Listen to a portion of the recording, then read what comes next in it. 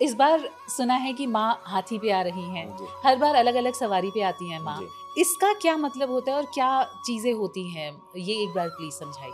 सोमवार जो है हाथी पर, इसी प्रकार से घोड़े पर, अनेकों अनेक जो माँ की सवारियां हैं, सिंह पर, गधों पर, बैल पर, वृषभ पर, ये अनेकों अनेक सवारियां उनकी दिवस वाइज हैं, दिवस के अनुसार हैं। लोग इतना आलसी हो गए हैं कि बच्चे को तो लंच देने में आलस कर ही रहे हैं, जब माँ भगवती को भी निमंत्रण देते हैं तो बाजार से सारी चीजें चाहते हैं। मैं बहुत वर्जना मानता हूँ इस चीज की। माँ भगवती कहती हैं कि मैं तभी प्रसन्न होती हूँ, माँ है वो, घर में बैठी हुई माँ को क्या चाहिए? समर्पण।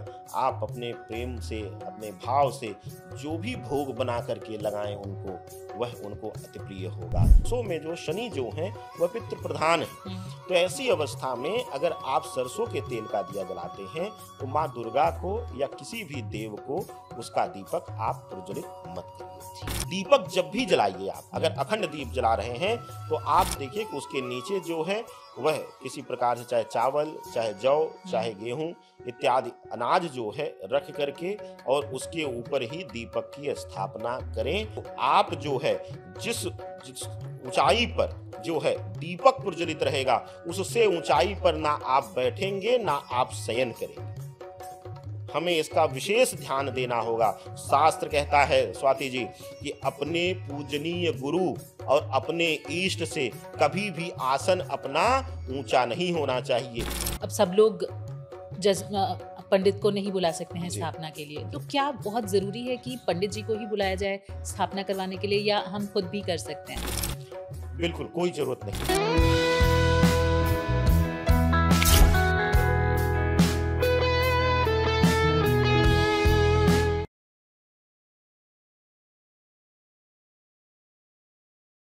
नमस्कार, स्वागत है आप सबका SRT ओरिजिनल्स पर। मैं हूं स्वाति राय तिवारी। ये है SRT ओरिजिनल्स, असली लोगों की असली बातें। पॉडकास्ट शुरू करूं इससे पहले एक गुजारिश है आप लोगों से कि अगर आपने अभी तक चैनल को सब्सक्राइब नहीं किया है तो प्लीज कर लीजिए, क्योंकि यहाँ पर आपको बहुत ही ऑथेंटिक चीजें सुनने को मिलेंगी, आपसे रिलेटेबल चीजें सुनने को मिलेंगी और आप इन सब चीजों से अपने आप को जुड़ता हुआ पाएंगे। आज का जो हमारा पॉडकास्ट है वो है नवरात्रि स्पेशल। आज हम जानेंगे कि नवरात्रि क्यों मनाई जाती है। हम गरबा खेलते हैं, एक ओकेजन की तरह इसको सेलिब्रेट करते हैं, लेकिन इसके पीछे बहुत सारी चीजें होती हैं। नवरात्रि है क्या, क्यों मनाई जाती है, जौ क्यों बोया जाता है, अगर माँ इस बार हाथी पर आ रही हैं तो उसका क्या मतलब है, ये सारी चीजें आज हम जानेंगे आचार्य राकेश चतुर्वेदी जी से। बहुत बहुत स्वागत है सर आपका हमारे पॉडकास्ट में। नमस्कार स्वाति जी, नमस्कार दर्शक। सर, सबसे पहला सवाल, क्योंकि नवरात्रि पे हम लोग चर्चा कर रहे हैं, मैं जानना चाहती हूँ कि नवरात्रि है क्या? स्वाति जी, सर्वप्रथम तो इस मंच को मेरा प्रणाम है और प्रयास यही किया जाएगा कि जैसे आपने रखा है कि SRT ओरिजिनल, कुछ ओरिजिनल और मूलभूत जो जानकारियां हैं जो रूट से, जड़ से जुड़ी हुई हैं, उसको आप सभी दर्शकों के प्रत्यक्ष में रख पाऊं। नवरात्रि, सबसे पहले हमें जानना होगा कि यह जो समय है, यह नवरात्रियों का जो जिक्र है वह आज से नहीं, अनादिकाल से है। ऐसी धर्मशास्त्र की मान्यता है, श्रीमद् देवी भागवत पुराण की मान्यता है स्वाति जी, कि जब यह सृष्टि जो है, जिसको हम अपनी गैलेक्सी कहते हैं, यह जो अंधकारमय हो गई, इसमें सूर्य जो है विलुप्त हो गए, सूर्य का तेज जो है विलुप्त हो गया, तो उस समय पराशक्ति माँ भगवती जगदम्बा ने अपने 9 रूपों का शक्ति का प्रयोग करके जो है सूर्य को जो है पुनः तेज प्रदान किया। इसीलिए मान्यता है कि जो सृष्टि संरचना है वह शक्ति के बिना अधूरी है, यानी शक्ति के बिना जो है सृष्टि नहीं हो सकती, और शक्ति और शिव ही प्रकृति को जन्म देते हैं। यानी कि जब भी हम प्रकृति की बात करेंगे, जीव की बात करेंगे, मानव यौन की बात करेंगे, तो वह जो है शिव और शक्ति से ही उत्पन्न होती है। तो नवरात्रि जो है वह हमारे मानव के लिए नहीं, बल्कि इस धरा पर विद्यमान सभी जीवों के लिए, यहाँ तक कि ब्रह्मांड में उपस्थित दैवीय शक्तियों को भी शक्ति देने वाली है।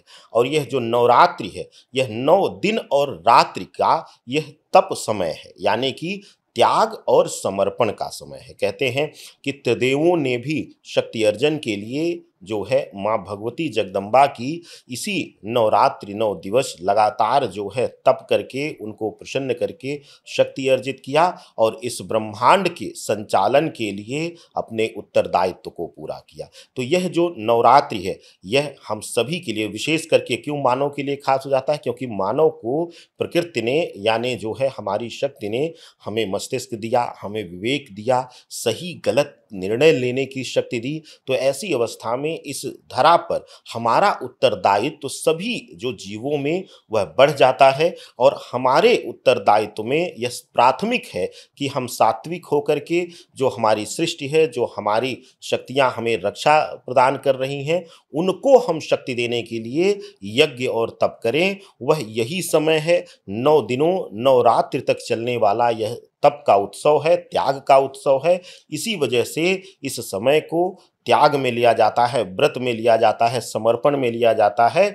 और यह समय जब हम समर्पण दे करके पराशक्ति को, जो स्वयं देवों को भी शक्ति प्रदान करने वाली हैं, जब उनकी हम स्वयं आराधना करते हैं तो हमें इस समय अलौकिक दिव्य शक्ति प्रदान होती है। और आप देखिए, जो लोग माँ के अनन्य भक्त हैं उनको किसी भी स्थिति परिस्थिति में डरने की जरूरत नहीं होती है। माँ किसी न किसी रूप में वह स्वयं विद्यमान होकर के उनकी रक्षा करती है। जी, बहुत शुक्रिया। यहाँ पर एक आध और सवाल मेरे हैं। जी। सबसे पहले तो कि दीपक की भी हम स्थापना करते हैं, अखंड ज्योत की स्थापना करते हैं, तो उसमें भी क्या 2 तरीके की ज्योत लोग रखते हैं जनरली, एक घी का दीपक, एक तेल का दीपक, तो क्या है इसके पीछे एक बार ये भी क्लैरिटी आप दें। देखिए, तेल का दीपक, सरसों के तेल का दीपक जो है वह सिर्फ शनि को जलाने का विधान है जी, और किसी को भी सरसों के तेल का दीपक नहीं दिया जाता है। कुछ तंत्रोक्त विधान में, कुछ तंत्र विधान में जो है शिव की स्तुति में, जैसे कि शत्रुमारण प्रयोग में जो है सरसों के तेल से अभिषेक और सरसों के तेल का दीपक जला करके तब जो है हम गणेश पूजन नहीं करते, क्योंकि गणेश जो है सृजन के कारक हैं। तो हम जब किसी गलत क्रिया को करते हैं तो उस समय सरसों के तेल का शास्त्रों में कुछ जगहों पर विधान है, अन्यत्र जो है विशेष रूप से शनि को ही सबसे पूजनीय सरसों के तेल का दिया है। अगर आप सरसों के तेल का दिया जलाते हैं तो आप जो है वहां से हट करके कुछ दूरी पर जलाइए।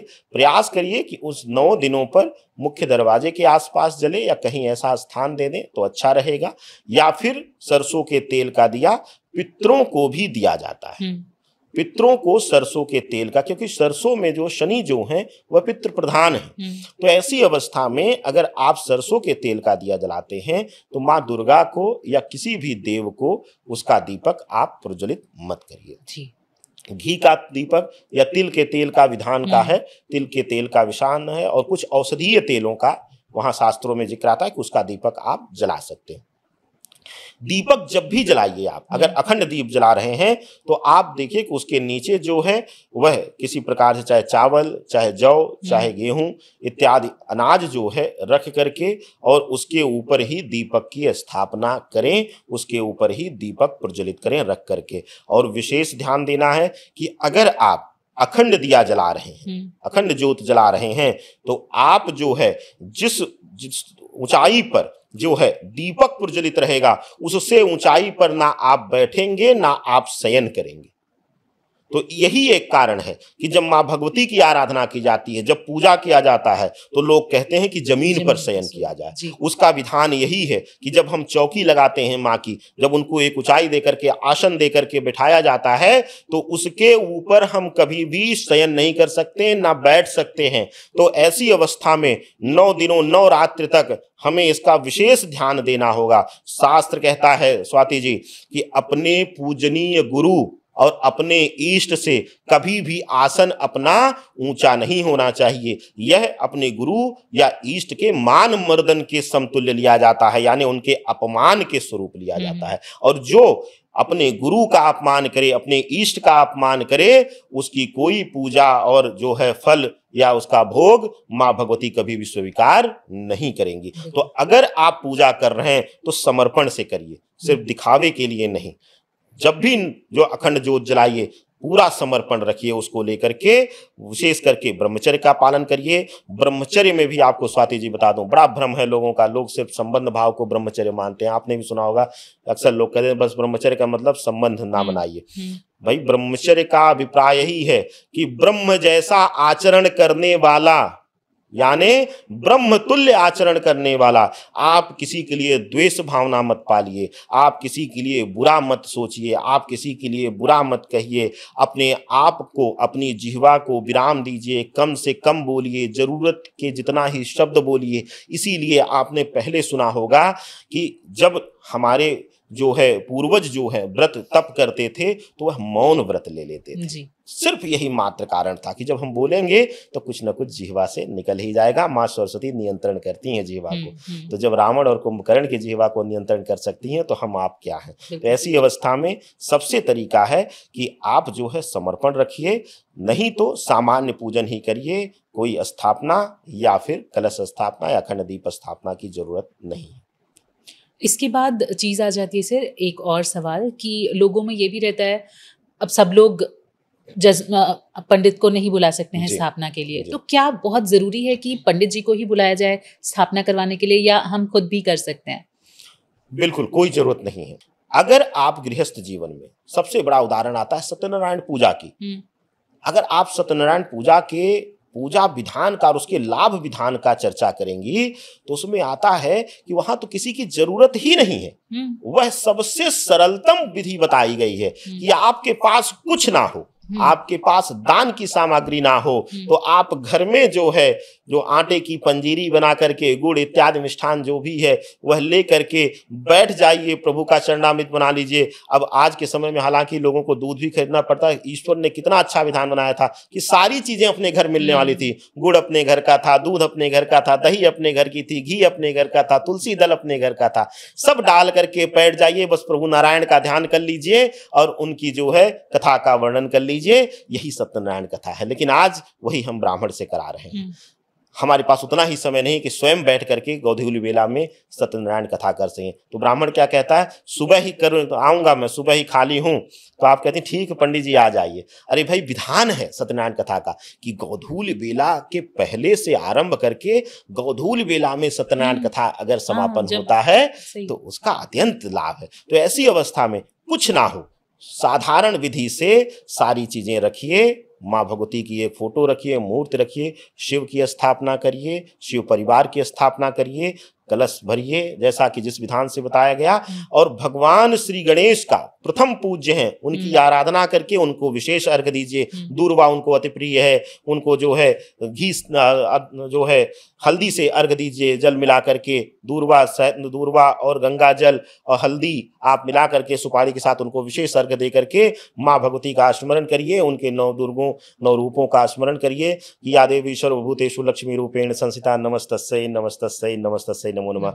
माँ लक्ष्मी जो हैं आज के गृहस्थ जीवन में सभी चीज की पूर्णता प्रदान करने वाली हैं। तो ऐसी अवस्था में आप माँ भगवती दुर्गा के किसी भी रूप की वंदना करके उनको प्रणाम करके और आप कलश स्थापना करिए। वहां दुर्गा चालीसा का पाठ बैठ करके कर लिए या भक्ति में होकर के कुछ कीर्तन कर लीजिए। स्वाति जी, नवधा भक्ति में प्रथम भक्ति संतन कर संगा, यानी सत्संग को सबसे बड़ी भक्ति कहा गया है।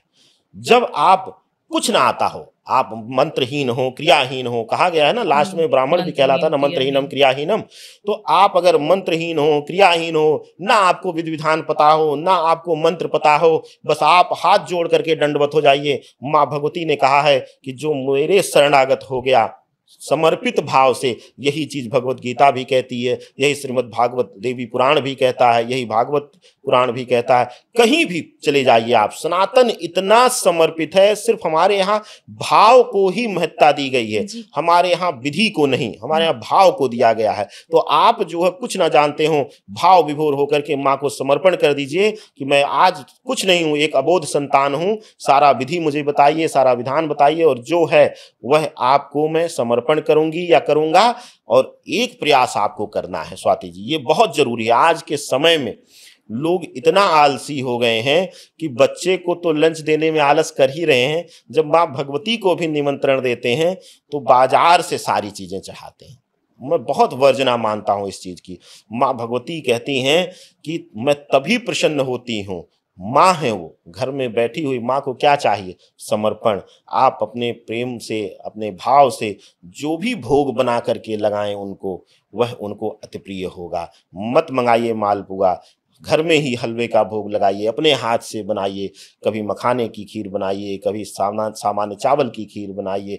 अनेकों अनेक प्रकार के व्यंजन माँ को प्रसन्न करने के लिए कहते हैं कि माँ वैसी ही हैं जैसी वृद्धावस्था में हमारी माँ हो जाती है, कि वह हर क्षण आशीर्वाद देती है, और जब कुछ बुरा करेंगी क्रोध दिखाएगी, लेकिन उसमें भी स्नेह होगा। तो माँ को समर्पण दीजिए और कुछ नहीं चाहिए। बाजार की चीजों का तो यहाँ विधान जो है, इस परंपरा को रोक दीजिए। मुझे लगता है कि आपको आधा फल यही मिल जाएगा। आजकल तो भरमार पड़ी है व्रत की चाट और व्रत का भोजन। तो मुझे लगता है स्वयं तो पाप करिए, लेकिन माँ को मत दूषित करिए। माँ को शुद्धता के साथ अपने चूल्हे पर, माँ अन्नपूर्णा के प्रभाव में, भोग में, जब वह माँ के चरणों में जाता है, जो चूल्हा है वह माँ अन्नपूर्णा है, वहां से जब उस अग्नि पर, ताप पर चढ़ करके जो भोग माँ के हृदय तक पहुंचता है, उदर तक पहुंचता है, वह आपको अखंड फल की प्राप्ति कराता है। इसका जरूर ध्यान दीजिएगा जी। तो कुल मिला के आप अपने आप सब कुछ कर सकते हैं, ऐसा कोई लोड लेने की जरूरत नहीं है, एकदम तनाव लेने की जरूरत नहीं है। माँ ने कहा है कि स्वयं बैठ करके, अब तो ज्यादातर, पहले हमारी पीढ़ियां फिर भी जो है शिक्षा का अभाव बीच में हुआ, महिलाएं अध्ययन नहीं ले पाई, दूर दराज तक विद्यालय नहीं थे। अब तो स्त्रियां स्वयं पढ़ी। मेरे कई ऐसे परिवार हैं, जानकार हैं, जो स्वयं बैठ करके दुर्गा सप्तशती का पाठ करते हैं, और स्त्रियां विशेष रूप से वह समय निकाल करके 9 दिन दुर्गा सप्तशती। सोचिए कि वो फलित होगा या किसी ब्राह्मण को जो लोभ में आकर के, देखिए मैं इसका, मेरा विरोध हो जाता है स्वाति जी, और ब्राह्मण समाज इसका विरोध कर देता है। ब्राह्मण आज परेशान है इसलिए क्योंकि वह लोभ में आकर के भगवती पूजन कराता है, वह समय बाउंडेड कर लेता। आप आएगा, स्वाति जी ने निमंत्रण दिया, तो राकेश चतुर्वेदी का हमेशा ध्यान जो रहेगा अगले पूजन पर रहेगा। वह समर्पित भाव से वहां पूजन भी नहीं करा पाएंगे, इसीलिए त्रुटियां होती हैं। इसीलिए ब्राह्मण जो है महापाप का भोगी होता है और जीवन भर जो है वह परेशान रहता है। आप देख लीजिए, माँ सीता द्वारा श्रापित है इसीलिए ना विप्र जो है, वह ऐसी अवस्था में आप प्रयास करिए, स्वयं समर्पण भाव से करिए जी। बाकी ब्राह्मण भोज करिए, ब्राह्मण को दान करिए, उसमें कोई बुराई नहीं है। लेकिन अगर समय है, अपना खुद स्वयं बैठ के करना चाहती, तो उससे उत्तम कुछ है ही नहीं स्वाति जी। अच्छा, एक और चीज रहती है, ये घट स्थापना और कलश स्थापना दोनों अलग अलग चीजें हैं, एक ही हैं सर? एक ही है, एकदम शब्द शैली अलग है। घट स्थापना यानी कि एक घट को कहा जाता है, वहां पर विराजमान करना। कलश स्थापना वही सेम है। और कलश स्थापना में देखिए 2 चीजों का जिक्र आता है। एक बहुत अच्छी चीज, मैं आपको इस प्रश्न से मुझे याद आ गया कि कलश स्थापना में जो है वह अभी तक सामान्यतः लोग एक ही कलश स्थापना करते हैं। विधान है 2 कलश का। एक जो है अखंड कलश हो, जो मतलब हिले ना, जिस पर जो है आप कलश रख करके, भर करके एक बार जो है उसकी स्थापना कर दीजिए। और एक रखा जाता है जो नित्य जो है प्रातः काल और संध्या काल में उसमें जल भरा जाता है, वह माँ शीतला के लिए विशेष रखा जाता है, माँ दुर्गा के लिए। तो अगर संभव हो सके तो 2 कलश की स्थापना करिए, मिट्टी का कलश ला करके। पहला जो है वरुण देव का, वह जो है हिलेगा नहीं, उसको स्पर्श नहीं किया जाएगा। पहले दिन पूजन के बाद वरुण देव की पूजन उसमें होगी।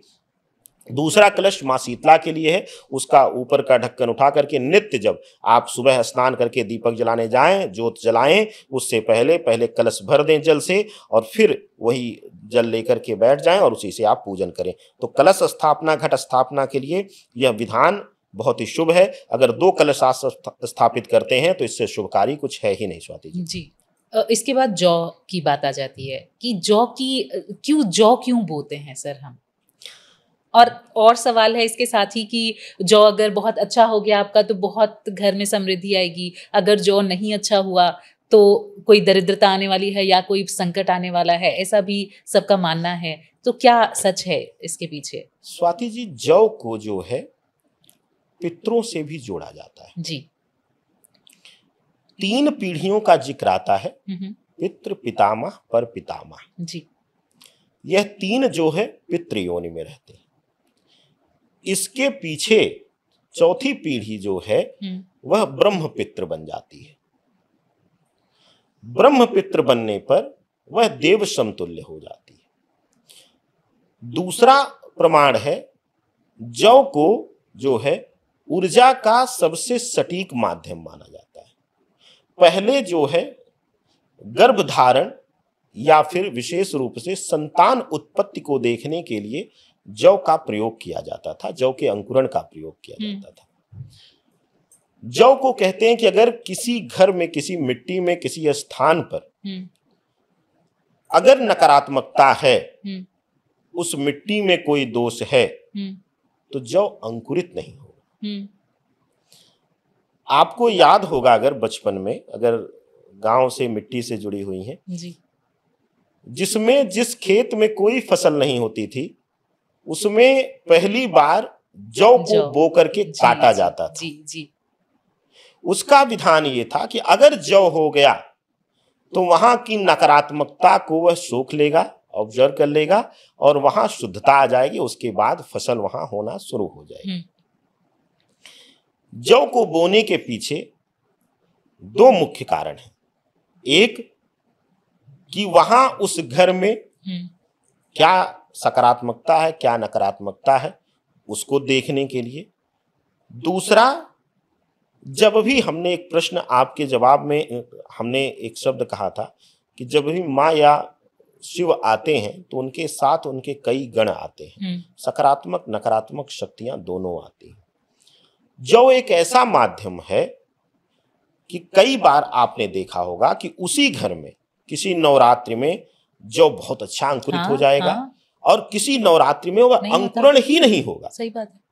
खूब बढ़िया से आप उसको जो है मिट्टी गोबर दे करके और बढ़िया से जल दे रहे होंगे, लेकिन फिर भी वह अंकुरित नहीं होगा, और होगा भी तो बहुत विलंब से होगा, बहुत हल्का पीलापन लिए हुए, और कई बार तो उसमें वाइट वो बुई सी भी लग जाती है, फंगल लग जाती है। तो ऐसी अवस्था में जौ जो है वह ऊर्जा को देखने का बहुत सटीक माध्यम है। अगर जौ अंकुरित नहीं हो रहा है या जौ में फंगस जैसा कि आपने सफेद कहा, या जो है पीलेपन लेकर के तीसरे देखेंगे आप, तीसरा दिन जो है, तीसरे दिन के बाद जौ में अंकुरण होना शुरू होता है। ठीक है, या आप लोग अजमा लीजिएगा। तीसरे दिन से पहले नहीं होगा। तीसरे दिन के बाद और सप्तमी तिथि में वह अपना विकराल स्वरूप लेना शुरू करता है। ठीक है, एक ही रात में आप देखेंगे बहुत विकराल तरीके से वह बढ़ जाता है। षष्ठी की रात के बाद वह बढ़ना शुरू हो जाता है और बहुत अच्छा रूप ले लेता है। अगर पंचमी तिथि तक या षष्ठी तिथि मां स्कंद माता तक जो है वह सही उत्पत्ति नहीं लिया, सही जो है उसका विकास नहीं हुआ, तो आप जो है नित्य जो है सुबह और शाम शुद्ध देसी घी मंगा लीजिए। अगर परिवार में कहीं से मिल जाए, ग्रामीण क्षेत्र से कहीं शुद्धता के साथ मंगा लीजिए तो ज्यादा अच्छा है, नहीं तो विपरीत परिस्थितियों में जो उपलब्धता है उसी का प्रयोग करिए। और गुगुल और लोहबान साथ में कपूर, यह तीनों चीजें मिक्स करके अग्नि पर डालिए, यानी उपला को जला लीजिए, अग्नि हो जाए उसमें, और उस पर रखिए और उसी पर जो है 9 बूंद जो है या 9 चम्मच जो है देसी घी डाल करके घर के चारों तरफ जो है अपने पीछे के हिस्से से शुरू करिए, मुख्य दरवाजे तक जो है उसकी धूनी करिए। घर में जिस भी प्रकार की नकारात्मकता होगी, और अगर जौ अंकुरित नहीं हो रहा है तो उसका एक और मुख्य बता दूं आपको, कहीं न कहीं घरेलू पितृय या प्रेतीय बाधा उस परिवार में रहती है और उस समय वह नकारात्मक शक्तियां अग्रेसिव हैं। घर में परिवार में बेवजह कलह हो रही है, संतान को स्वास्थ्य पीड़ा मिल रही है, व्यर्थ व्यय दवाओं पर हो रहा है, दवाएं असर नहीं कर रही हैं, तो आप जो है पंचमी तिथि से ही इस विधा को करना शुरू कर दीजिए। आप देखिए 9वीं या 10वीं की हवन करने तक आपको जो है आपके परिवार में सकारात्मक ऊर्जा मिल जाएगी। और उसी जौ में बिना कुछ किए, कहते हैं ना किसान तो अनेकों अनेक तरीके के केमिकल का प्रयोग करता है उसमें दवाएं डाल के, लेकिन आपको कुछ नहीं दवाएं डालने, आपको जो है ऊर्जा की दवा जो है डालना है, और वह अगर ये क्रिया आप कर लेंगे तो आपके घर परिवार में सकारात्मक ऊर्जा का वास हो जाएगा। वो सुबह शाम दोनों वक्त, दोनों समय करिएगा, दोनों समय धुनी करिएगा। और 3 चीजें बस, गुगुल, लोहबान और कपूर, शुद्ध कपूर हो, और वही डाल करके अग्नि पर, और उसके बाद जो है 9 चम्मच जो है माँ दुर्गा के 9 रूपों का स्मरण करके जो है वह घी डालिए आहुति के रूप में, और उसकी जो है धुआं और फ्रेग्रेंस जो है घर के चारों तरफ जो है करिए, आप देखिए कि 100% जो है नकारात्मकता से आपको जो है मुक्ति मिल जाएगी। जी हाँ, क्योंकि ये होता है, मैंने खुद भी, मैं बचपन से ही जी। माँ की साधक हूँ, तो करती हूँ मैं दोनों नवरात्रि। हाँ, यहाँ पे ये सवाल और आता है जी। कि 2 नवरात्रि क्यों होती हैं? स्वाति जी, अभी कैमरे के पीछे आपने चर्चा किया था एक माँ बगलामुखी के स्वरूप को। जी। 2 तरीके की नवरात्रि है, गुप्त नवरात्र और प्रत्यक्ष नवरात्र। यह जो शारदीय नवरात्र है और जो चैत्र नवरात्र है, यह जो है पूर्ण रूप से गृहस्थ जीवन के लिए माँ दुर्गा के 9 स्वरूप की है। माँ दुर्गा के स्वरूप के साथ यह माँ सती के सात्विक गृहस्थ आश्रम के स्वरूप का इसमें पूजन होता है। इसीलिए जो यह दोनों नवरात्रि हैं वह सबसे शुभकारी है हमारे लिए गृहस्थ जीवन के लिए। आजकल भ्रम में आकर के लोग, कुछ अज्ञानियों के प्रभाव में आकर के लोग गुप्त नवरात्रि को भी व्रत रख करके उसकी आराधना करना शुरू कर दिया है लोगों ने। गुप्त नवरात्रि को 10 महाविद्याओं को सिद्ध करने के लिए, यानी माँ के विकराल स्वरूप, माँ के क्रोध स्वरूप के वह 10 अंग हैं, उनको 10 महाविद्या कहा जाता है। इनके शास्त्र में अनेकोनेक उदाहरण आते हैं, जैसे कि कुछ जगहों पर जिक्र आता है कि जब जो है राजा दक्ष ने नहीं निमंत्रण दिया यज्ञ के लिए शिव को, और माँ सती जब जाने लगी तो उस समय जब बहुत ज्यादा विवश किया, रोका शिव ने, तो माँ ने वहां पे स्वरूप दिखाया। कुछ जगहों पर इसका वृत्तांत मिलता है विशेष रूप से धार्मिक पुस्तकों में, कि जब सती के शव को जलते हुए लेकर के और शिव तांडव करने लगे काशी में, तो वहां पर जो है भगवान विष्णु को लगा कि अब सृष्टि जो है विनाश हो जाएगी, तो जब तक शरीर उनके हाथ में रहेगा तब तक वह उनके रूप को देख करके वह रुदन और क्रोध करते रहेंगे। तो शरीर के 10 टुकड़े करके 10 अलग अलग दिशाओं में उन्होंने विभाजित किया और वही जो है 10 महाविद्या बनी। तो जो हमारा यह शारदीय नवरात्र और चैत्र नवरात्र, यह गृहस्थ जीवन के लिए सबसे पूजनीय है और सबसे वंदनीय है। गृहस्थ आश्रम के लिए हमें सिर्फ इन्हीं 2 नवरात्र का हमें जो है पूजन अर्चन करना चाहिए। स्वाति जी, तो मेरा यही सवाल था सर, अभी गुप्त नवरात्रि तो अलग हो गई, वो तो आप जैसे साधकों के लिए है जी।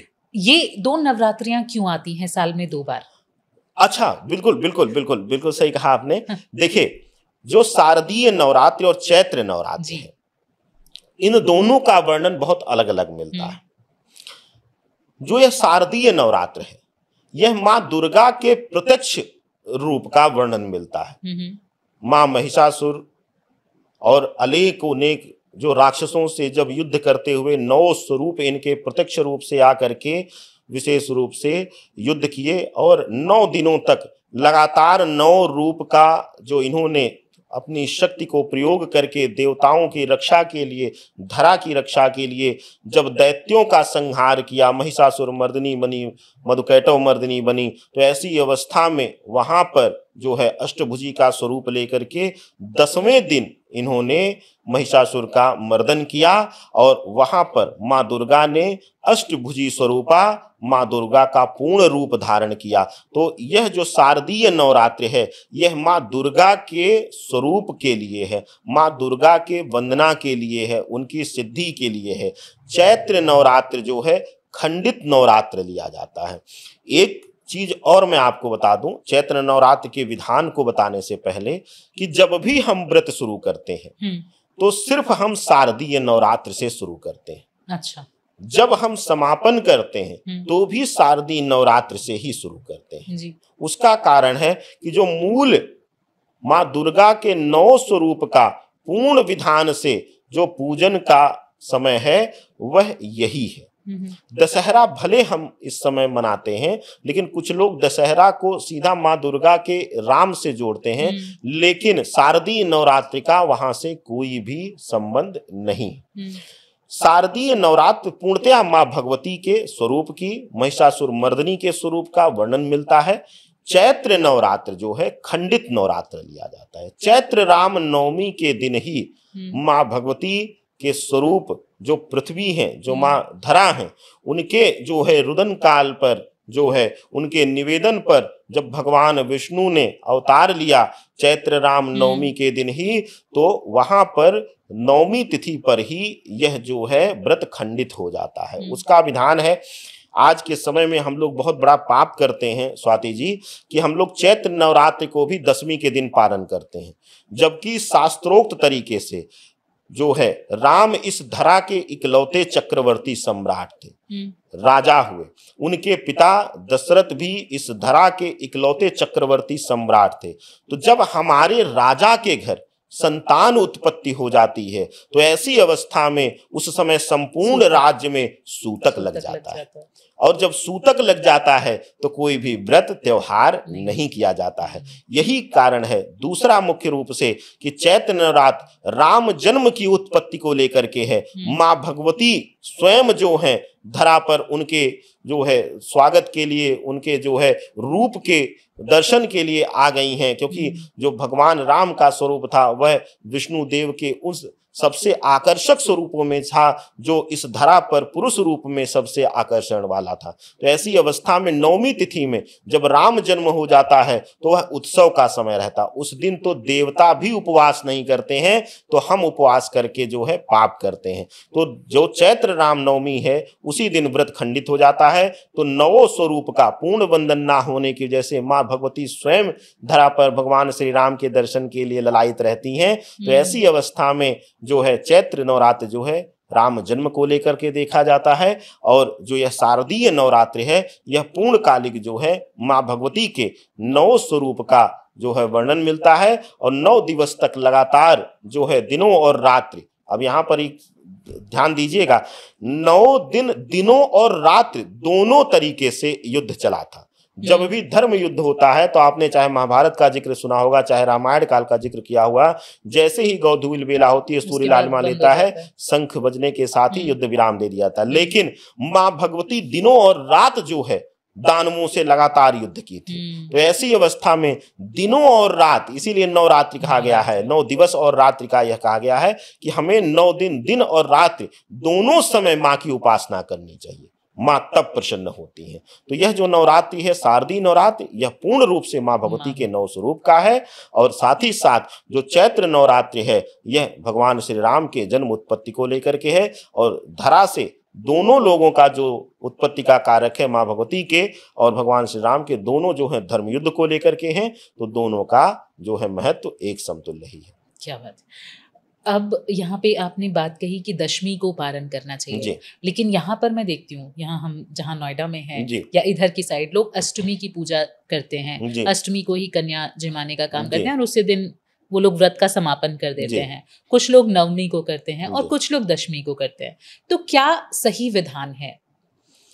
देखिए स्वाति जी, सनातन में 2 चीजों का जिक्र आता है, एक जो है शास्त्रीय विधान का, एक जो है लोक विधान का। कुछ चीजें लोक प्रथा के अनुसार है, जैसे वैवाहिक कर्म में भी आप देखती होंगी क्षेत्र से क्षेत्र में परिवर्तन होता है, कुछ ना कुछ विधियां अलग हो जाती हैं, वो लोक प्रथाएं हैं। ऐसे ही जो है एक जिक्र आता है सनातन में कुल देवी का जी। तो जैसे जो लोग सप्तमी पूजते हैं, माँ कालरात्रि का पूजन करते हैं, वो लोग सप्तमी पर ही माँ काली का पूजन करके और कन्या पूजन करके वो विराम दे देते हैं। लेकिन नियम यही होना चाहिए कि आपको अपना व्रत जो है पूर्णाहुति का जो है वह पूर्णतया जो है वह दशमी को करना चाहिए, खास करके इस शारदीय नवरात्र में। अगर चैत्र नवरात्र का व्रत है आप तो नवमी को करना चाहिए। अगर आप जैसे कि अष्टमी तिथि का देखेंगे, विशेष रूप से महागौरी के स्वरूप को देखेंगे, तो जो लोग अष्टमी तिथि का पूजन कर, जैसे पश्चिमांचल क्षेत्र में जो है उत्तर प्रदेश का पश्चिमांचल क्षेत्र हो, दिल्ली का, हरियाणा का, पंजाब का कुछ हिस्सा हो, ये लोग अष्टमी पूजन करते हैं। तो ये लोग अष्टमी के दिन ही कन्या पूजन करके, कन्या भोज करके यह लोग विराम दे देते हैं। लेकिन तब भी प्रयास हमें करना चाहिए कि अपना व्रत जो है हम जो पूर्णता दें वह खंडन करें, वह दशमी तिथि पर ही करें और एक आहुति दे करके हम करें। इसका एक बहुत सुंदर विधान है। जिस समय हम लोग यह पॉडकास्ट आपके साथ रिकॉर्ड कर रहे हैं, यह पितृपक्ष का माह चल रहा है और कहते हैं पितृ पूजन किए बिना जो है माँ भगवती की प्राप्ति नहीं हो सकती। इसीलिए ये दोनों पखवाड़े एक साथ आते हैं। पहले पितृ का आता है, उसके बाद देव का आता है। इसको नवदुर्गा के समय को देव पखवाड़ा कहा जाता है। यहीं से देव का काल शुरू होता है। अगर आप देखिए, जैसे कि विधान आता है कि आप सप्तमी तिथि पर आपने पितृ का विसर्जन किया, यानी पितृ का जो है वह तर्पण किया और भोज कर दिया, पितृपक्ष का श्राद्ध कर दिया, लेकिन तब भी आप जल अमावस्या तक देते हैं। यही विधान जो है मां नवरात्रि में मां के स्वरूप को लेकर के, भले आप अपनी इष्ट देवी का पूजन कर लीजिए, लेकिन उनका अंतिम स्वरूप सिद्धदात्री है। जब तक आप सिद्धदात्री पूजन करके, उनका तप करके, उनका पूजन करके आप व्रत को विराम नहीं देंगे, आपको 9 दिन की पूर्णता नहीं मिलेगी। इसीलिए नवरात्रि शब्द प्रयोग किया गया। बार बार मैं कहता हूं, शास्त्रों पर ज्यादा मत जाइए, नहीं अध्ययन कर सकते मत करिए, लेकिन शब्दों का तो अध्ययन कर सकते हैं। नवरात्रि 9 दिवस का तप किए बिना नवरात्रि फलित नहीं होगी, यह आप बिल्कुल सुन लीजिए। और समर्पण, अब कुछ लोग कहेंगे गुरुजी आपने समर्पण कहा, भाई 9 दिनों का समर्पण कहा जा रहा है। वह 9 दिन नवरात्रि त्याग और समर्पण का है, तप का है, ब्रह्मचर्य का है। तो अगर आप उसको खंडन करते हैं, उसको खंडित करते हैं, तो उसका कोई औचित्य नहीं है, लाभ नहीं है। कन्या जिमाने की बात होती है और हवन की बात होती है, जो हम पूर्णाहुति का हवन करते हैं इसी के साथ में। तो पूर्णाहुति का हवन हमें कब करना चाहिए? कन्या, क्योंकि कुछ लोग अष्टमी में जिमा लिया, कुछ लोगों ने नवमी में जिमाई कन्या, तो हवन कब करना चाहिए? नियमतः जो है वह पूर्णाहुति हवन जो है नवमी को किया जा सकता है, गोधूल बेला या संध्या बेला में। नवमी को हवन करके, या फिर विशेष रूप से कुछ परिस्थितियों में हम दशमी को भी हवन करके, विजयदशमी अक्षय मुहूर्त लिया जाता है। और आप देखिए स्वाति जी, यहाँ पर एक और बहुत बड़ी महत्वपूर्ण बात ध्यान देने वाली है। 2 गृहस्थ जीवन की नवरात्रियां का चर्चा हमने किया, उसका अंतर जाना, लेकिन दोनों की दशमी इतनी पूजनीय नहीं है। जहां शारदीय नवरात्र की दशमी को विजयदशमी यानी अक्षय मुहूर्त में गणना, इस दिन तो किसी मुहूर्त को देखने की जरूरत नहीं। अगर दशमी तिथि उदया काल में मिल गई तो आप विवाह कर्म भी कर सकते हैं। यहां तक शास्त्र वर्णन मिलता है कि यह विजय मुहूर्त है, अक्षय मुहूर्त है, जबकि चैत्र नवरात्र की दशमी को नहीं माना जाता अक्षय मुहूर्त में। तो आप जो है शारदीय नवरात्रि के पूर्णाहुति हवन को दशमी तिथि में करिए, आपके लिए उत्तम रहे। कन्या को भोज करा दीजिए, भोग प्रसाद पक्का भोजन का भोग जो है माँ को लगा दीजिए, और अगले दिन जो है पूर्णाहुति का हवन करके अपने ही हाथ से माँ नव दुर्गा के या माँ दुर्गा के 32 नामों के साथ जो है नमः हटा करके स्वाहा के साथ जो है आहुति दे दीजिए, और वहीं जो है नारियल जो रखा हुआ है उसका जो है बलि विधान कर दीजिए, और उसको प्रसाद स्वरूप अपने पूरे कुटुंब में बांट लीजिए। और उसी दिन दशमी तिथि में ही आप जो है अपने व्रत का पारण करिए, यह आपके लिए सर्वोत्तम रहेगा। कन्या भोज नवमी तिथि पर ही हो जाना चाहिए, यानी कन्या पूजन नवमी तिथि पर ही होना चाहिए। यह शास्त्रोचित है, शास्त्र के अनुसार इसी को शुभ माना जाता है। कन्या पूजन का भी कोई विधान है सर, या सिर्फ भाव प्रधान है, आप जिस हिसाब से चाहें कर सकते हैं? स्वाति जी, बड़ा इस पर जो है विरोध हो जाएगा, लेकिन मैं कहूँगा कि अगर अपने माँ को आप जो है तिरस्कृत कर रहे हैं, पत्नी जो है बिस्तर पर पलट करके रो रही है, बेटी जो है वह प्रताड़ित हो रही है, बहू प्रताड़ित हो रही है, या ऑफिस कार्यालय या कहीं भी आप जो है स्त्रियों को गलत निगाह से देखते हैं, तो आपको तो कन्या पूजन का अधिकार ही नहीं है। ये मेरा आखिरी सवाल था इस पॉडकास्ट का, आपने पहले ही बोल दिया। मैं वह ब्राह्मण हूं स्वाति जी जो खुल करके कहता हूं कि अगर ब्राह्मण व्यसन कर रहा है, पर स्त्री गमन कर रहा है, उसका पैर मत छूइए, उसको दान मत दीजिए, महापाप है। इसी तरीके से अगर आप जो हैं विशेष रूप से इन अलग अलग विकृतियों के शिकार हैं, माँ को सम्मान नहीं कर रहे हैं, माँ को उचित सेवा भाव नहीं मिल रही है, पत्नी को वह सम्मान नहीं मिल रहा है, पत्नी बिलख रही है, या मन ही मन जो है अपने आप को घृणित महसूस कर रही है, जिस घर में बहू बेटियों को तिरस्कृत किया जा रहा है, उस घर के किसी सदस्य को जो भी इस कृत्य में साथ दे रहा हो, प्रत्यक्ष अप्रत्यक्ष, उसको कन्या पूजन का अधिकार ही नहीं, चाहे वह भाव रख रहा हो। अब भाव एक दिन का रख करके नवरात्रि में आप क्या कर लेंगे, जब उसी शक्ति स्वरूपा माँ के जो बीज के अंश हैं, जो कन्याएं हैं, जो स्त्रियां हैं, उनका आप जो है मान मर्दन कर रहे हैं, तो आपको कन्या पूजन का अधिकार नहीं है। दूसरी चीज, शास्त्र अनुसार जो है 3 वर्ष से अधिक कन्या का जो है, कुछ जगहों पर जो है भ्रांति आती है 2 वर्ष का, लेकिन 2 वर्ष से कम कन्या का भी पूजन नहीं करना चाहिए और 11 वर्ष से ज़्यादा की कन्या का भी पूजन नहीं करना चाहिए।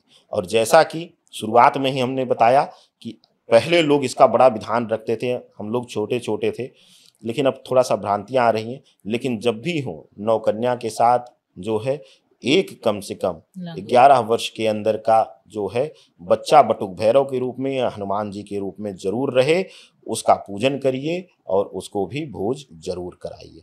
यह आपके लिए अत्यंत फल देने वाला होगा और आपके घर से, आपके परिवार से सभी प्रकार के कष्ट को दूर करेगा। आजकल सर एक और चीज़ हो गई है शहरों में रहने, मेट्रो सिटीज़ में रहने की वजह से, कि आप घर पर बुला के कन्या नहीं जिमा पाते हैं, कई जगह फ्लैट सिस्टम में नहीं मिलती हैं, तो इस स्थिति में क्या किया जाए?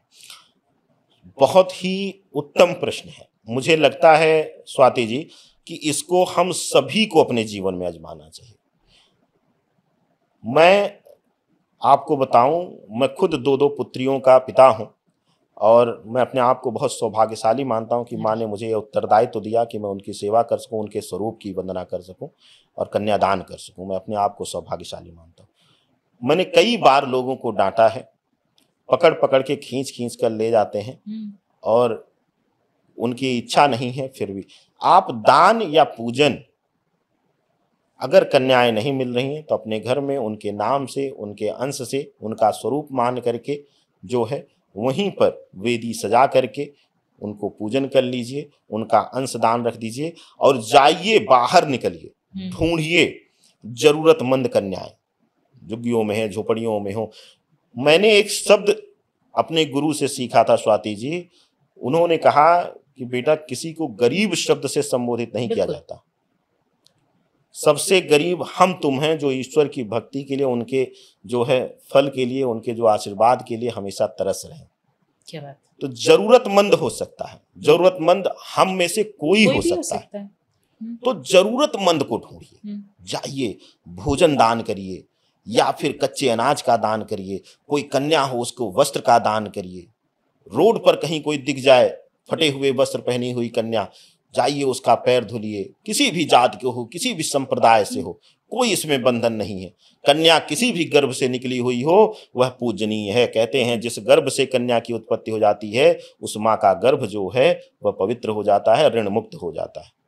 तो ऐसी अवस्था में अगर आपके फ्लैट में या आपके घर के आसपास ना मिले और मिल भी रही हो, अगर 50 लोग, अब तो सोचिए कि एक सोसाइटी में 2-2 हजार, 2,500 हजार फ्लैट हैं, वह एक ही बेचारी कन्या कहाँ खाएगी। ठीक है, वो भी अपने आप को थका हुआ से। दान जितने लोगों को करना है, आपकी सोसाइटी में आपने अंश रखा है, आप ले जाइए, घर पे ले जाके उनका पैर छू करके दे दीजिए। लेकिन जो है अन्न का दान, भोजन का दान, वस्त्र का दान आप जरूरतमंद को करिए, यह सबसे सर्वोत्तम है और इसी का फल मिलता है। स्वाति जी कहते हैं दान अगर जरूरतमंद को किया जाए, जो उसका पात्र हो, सुपात्र को दान करना ही फलित होता है, कुपात्र को दान करना महापाप का भागी बनाता है। क्योंकि मुझे ऐसा लगता है लॉजिकली कि आपको वहां से दुआएं मिलेंगी जो दिल से निकलती हैं।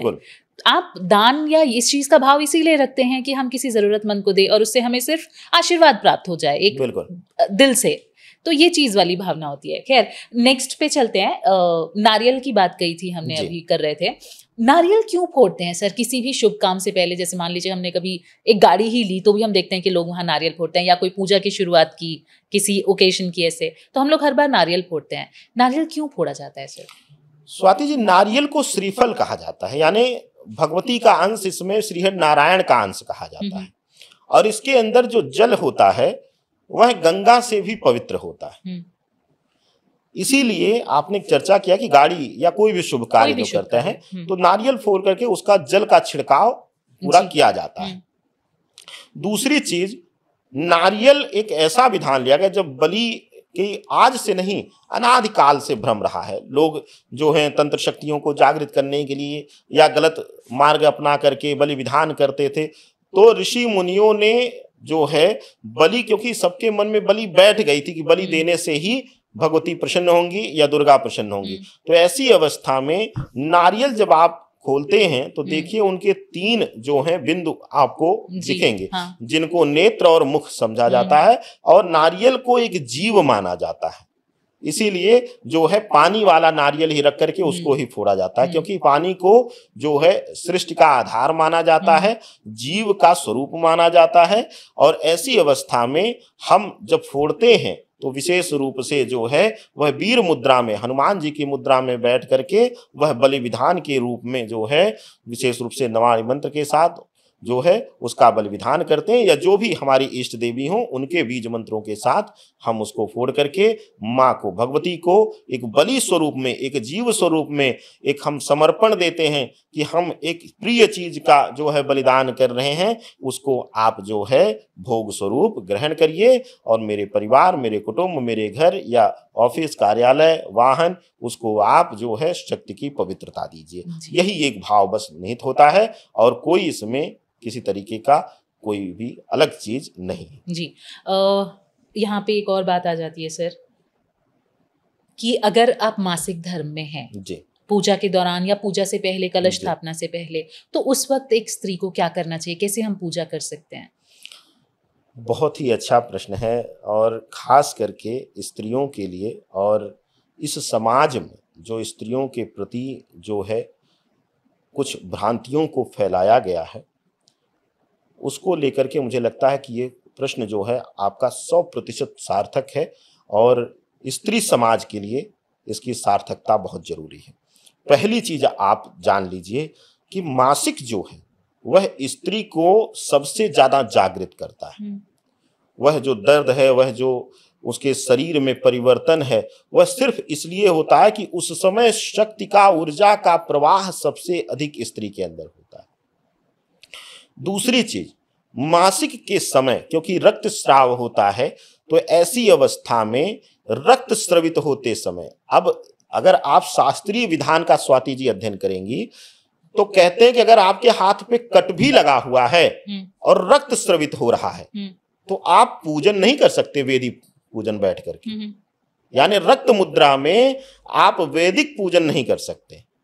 तो आपको क्या करना है, जो भी स्त्रियां जो हैं वह मासिक में हैं, वह बस वेदी को स्पर्श नहीं करेंगी, दीपक को स्पर्श नहीं करेंगी, एक अलग आसन लेकर के, वस्त्र का, कपड़े का आसन ले लें। कुशा के आसन पर भी स्त्रियों को नहीं बैठना चाहिए क्योंकि वह भगवान विष्णु का अंश है। तो ऐसी अवस्था पे आप जाइए, एक वस्त्र का आसन लीजिए या किसी चीज का आसन लेकर के सात्विक होकर के थोड़ा सा दूरी बना करके, स्पर्श ना हो, मानसिक मंत्र का जाप, मानसिक पूजन, यही एक समय ऐसा है।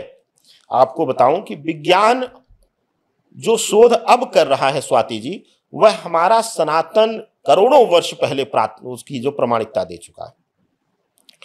विज्ञान कहता है कि मासिक धर्म के समय स्त्री सबसे ज्यादा मस्तिष्क से सक्रिय होती है, मूड स्विंग उसका होगा, मस्तिष्क परिवर्तन होगा। इसीलिए कहते हैं कि स्त्री को उस समय सम्मान, उस समय पैम्पर, उस समय प्यार सबसे ज्यादा मिलना चाहिए।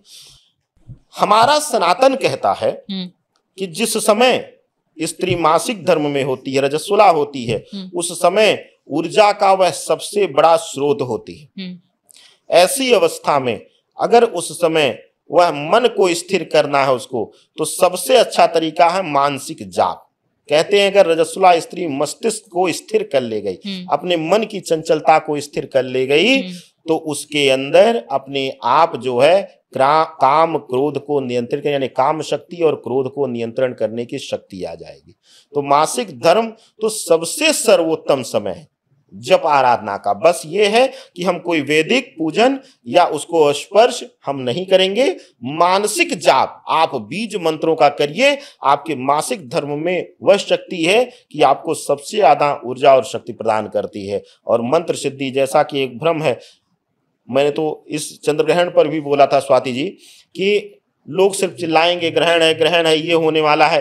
शास्त्र वर्णित है, ग्रहण को ऊर्जा का स्रोत माना गया है, ग्रहण को उपासना का स्रोत माना गया है, शक्ति का पुंज माना गया है। ऋषि मुनि इंतजार करते थे, प्रतीक्षा करते थे कि पूर्ण ग्रहण कब मिलेगा, उसी समय वह मंत्रों को सिद्ध करते थे। ऐसे ही मासिक है, जब भी कोई चीज हम नकारात्मकता में ले रहे हैं तो हमें सबसे पहले समझ जाना चाहिए कि उसका एक मजबूत सकारात्मक पहलू भी है। तो कोई भ्रम में मत आइए, आप दीपक मत प्रज्वलित करिए, किसी बच्चे से जलवा दीजिए, घर में कोई और स्त्री हो उससे करा दीजिए, लेकिन उस बीच आप खूब बैठ करके सुबह और शाम, प्रातःकालीन, संध्याकालीन, रात्रि वेला का अगर समय मिले तो आप अपनी भगवती का जिस भी रूप का आप स्मरण करना चाहती हैं उनका जो है नाम जप करिए या बीज मंत्रों का जाप करिए, अद्भुत शक्ति ऊर्जा मिलेगी आपको। जी हाँ, ये बहुत। एक और सवाल आज के बच्चों को खासकर रहता है सर, क्योंकि हम मासिक धर्म की बात कर रहे हैं, टॉपिक से भटक जाएंगे हम, लेकिन मंदिर क्यों नहीं जाना चाहिए?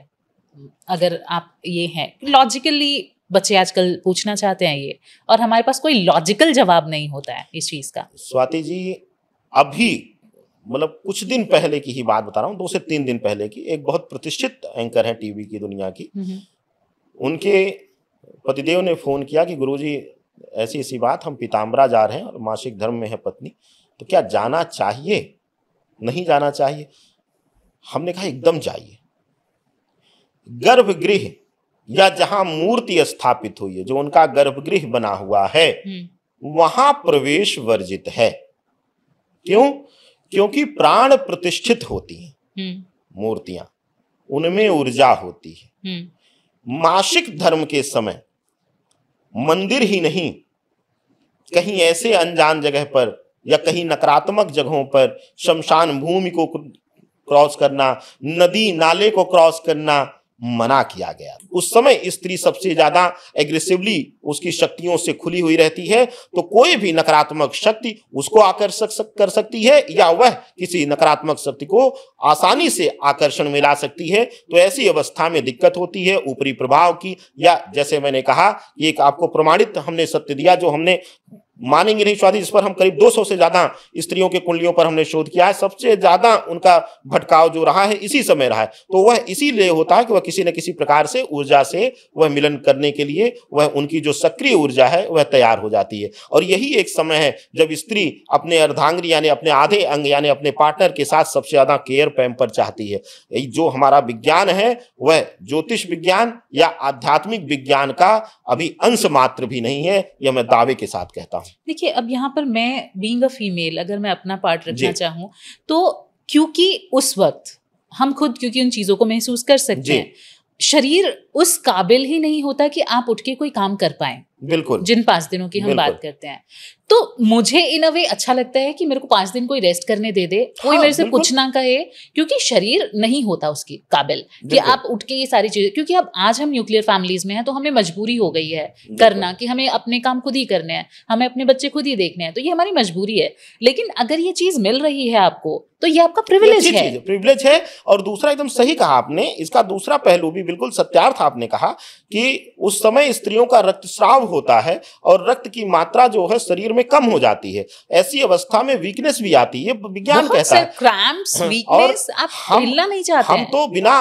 उतना गहराई तक, भाई जो सनातन पद्धति है वो तो सिर्फ अपने शोध के दम पर पे वो कहता है कि विभिन्न रूप से स्त्री को वह जो है, जो आपने कहा प्रिविलेज दिया हुआ है कि उस समय उसको आराम मुद्रा में होना चाहिए। उसको किसी भी तरीके से जोड़ लीजिए, चाहे वह शारीरिक कमजोरी के रूप में देख लीजिए, ऊर्जा के संचार के रूप में जोड़ लीजिए, ऊर्जा की अधिकता के रूप में, कोई भी चीज जोड़ेंगी सत्यता जड़ एक ही आएगी कि स्त्री को सम्मान, स्त्री को आराम, उसकी ऊर्जा को विराम, यही मूल है और कुछ नहीं। हाँ, मतलब अब आप जिस चीज पे, क्योंकि आजकल नारीवादिता बहुत ज्यादा हो गई है तो लोग आप कर सकते हैं, इस पे बहस का मुद्दा हो सकता है कि क्यों नहीं जाना है, क्यों नहीं करना है, क्योंकि हमें जिस चीज से रोका जाता है हमारा मन करता है कि हम वही करें, मन वही करता है। बिल्कुल सही कह रहे। तो वो आप कुछ भी कह सकते हैं, लेकिन बीइंग अ फीमेल मुझे तो लगता है कि एक प्रिविलेज है कि आपको 5 दिन रेस्ट करने मिल रहा है, भैया रेस्ट कर लो। बिल्कुल, और वो सनातन पहले से दिया है, बल्कि अब जो है मुझे लगता है कि अब अभी मैंने कुछ दिन पहले आर्टिकल पढ़ा कि जो वर्किंग वुमेन्स को फ्रीडम दिया गया उस समय ऑफ का, तो सोचिए कितना विलंब लगा।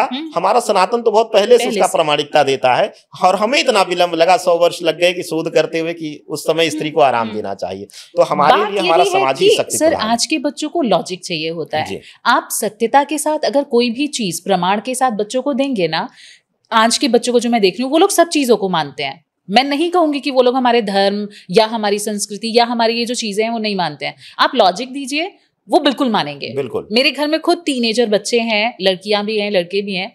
अगर लॉजिक के साथ मैं उनको कोई बात बोल रही हूँ वो बिल्कुल मानते हैं, क्योंकि उन्हें चाहिए अगर मैंने ये कहा कि ये नहीं करते तो क्यों नहीं करते हैं।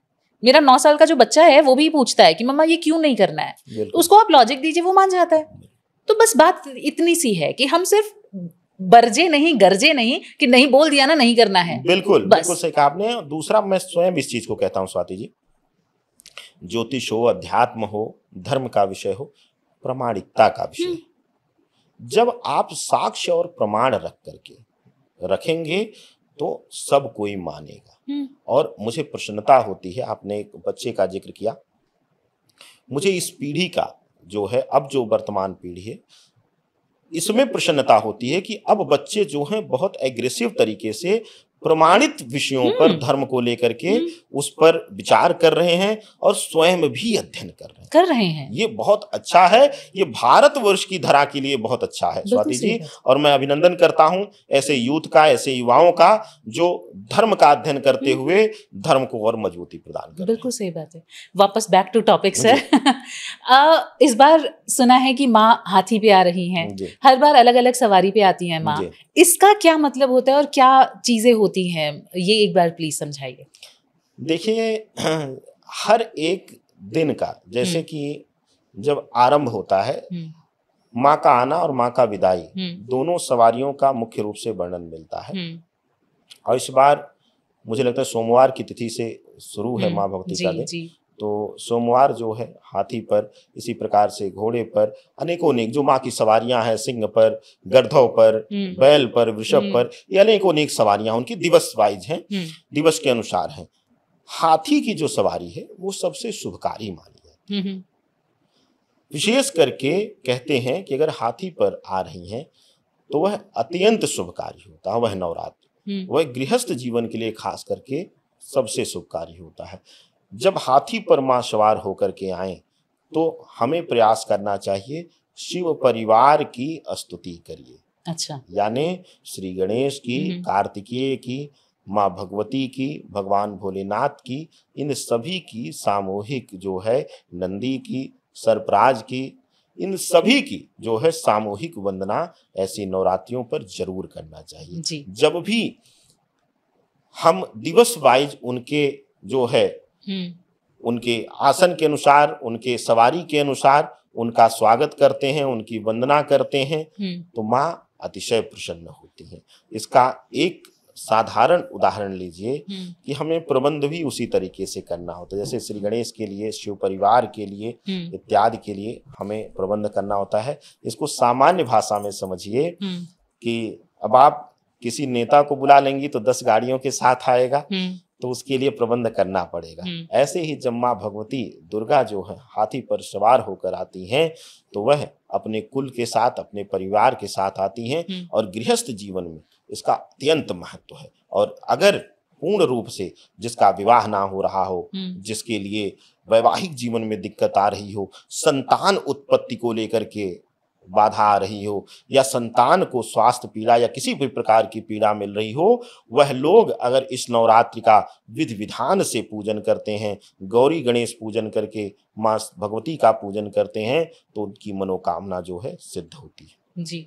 और अगर हम देश की बात करें तो देश पे किस तरीके से असर होता है माँ का ना, क्योंकि कई बार हमने सुना है कि माँ अगर किसी पर्टिकुलर सवारी पे आ रही है तो बड़ी आपदा आएगी और ऐसा कुछ होगा, तो इस तरीके से देखिए, हाथी की सवारी जो है वह स्थिरता का प्रतीक है, लेकिन इसके साथ ही वह सकारात्मकता का भी प्रतीक है, नकारात्मक शक्तियों के दमन का प्रतीक है। हाथी पर जब सवार होके आती हैं तो वह परिवर्तन भी कराती हैं। इसी बीच जो है आने वाले समय में बहुत बड़े बड़े चुनाव होने वाले हैं और भारतवर्ष में आप देखेंगी कि विशेष करके मैं बिहार के लिए मैं बोल दूं तो बहुत बड़ा सत्ता परिवर्तन वहां पर देखने को मिलेगा। कौन आ रहा है सर? देखिए, मैं तो बहुत पहले बोल चुका हूं कि बार बार जो है पलटू राम कह के बड़ा सम्मान दिया गया। मुझे लगता है कि अब वाकई बिहार की राजनीति पलटने के स्तर पर है और बहुत बड़ा परिवर्तन होगा इस बार, और उस परिवर्तन का स्वागत किया जाए और बहुत सकारात्मक भी परिवर्तन इस बार होगा। और मुझे लगता है कि अब नीतीश काल का अंत है, जो अंत है। तो कौन आएगा?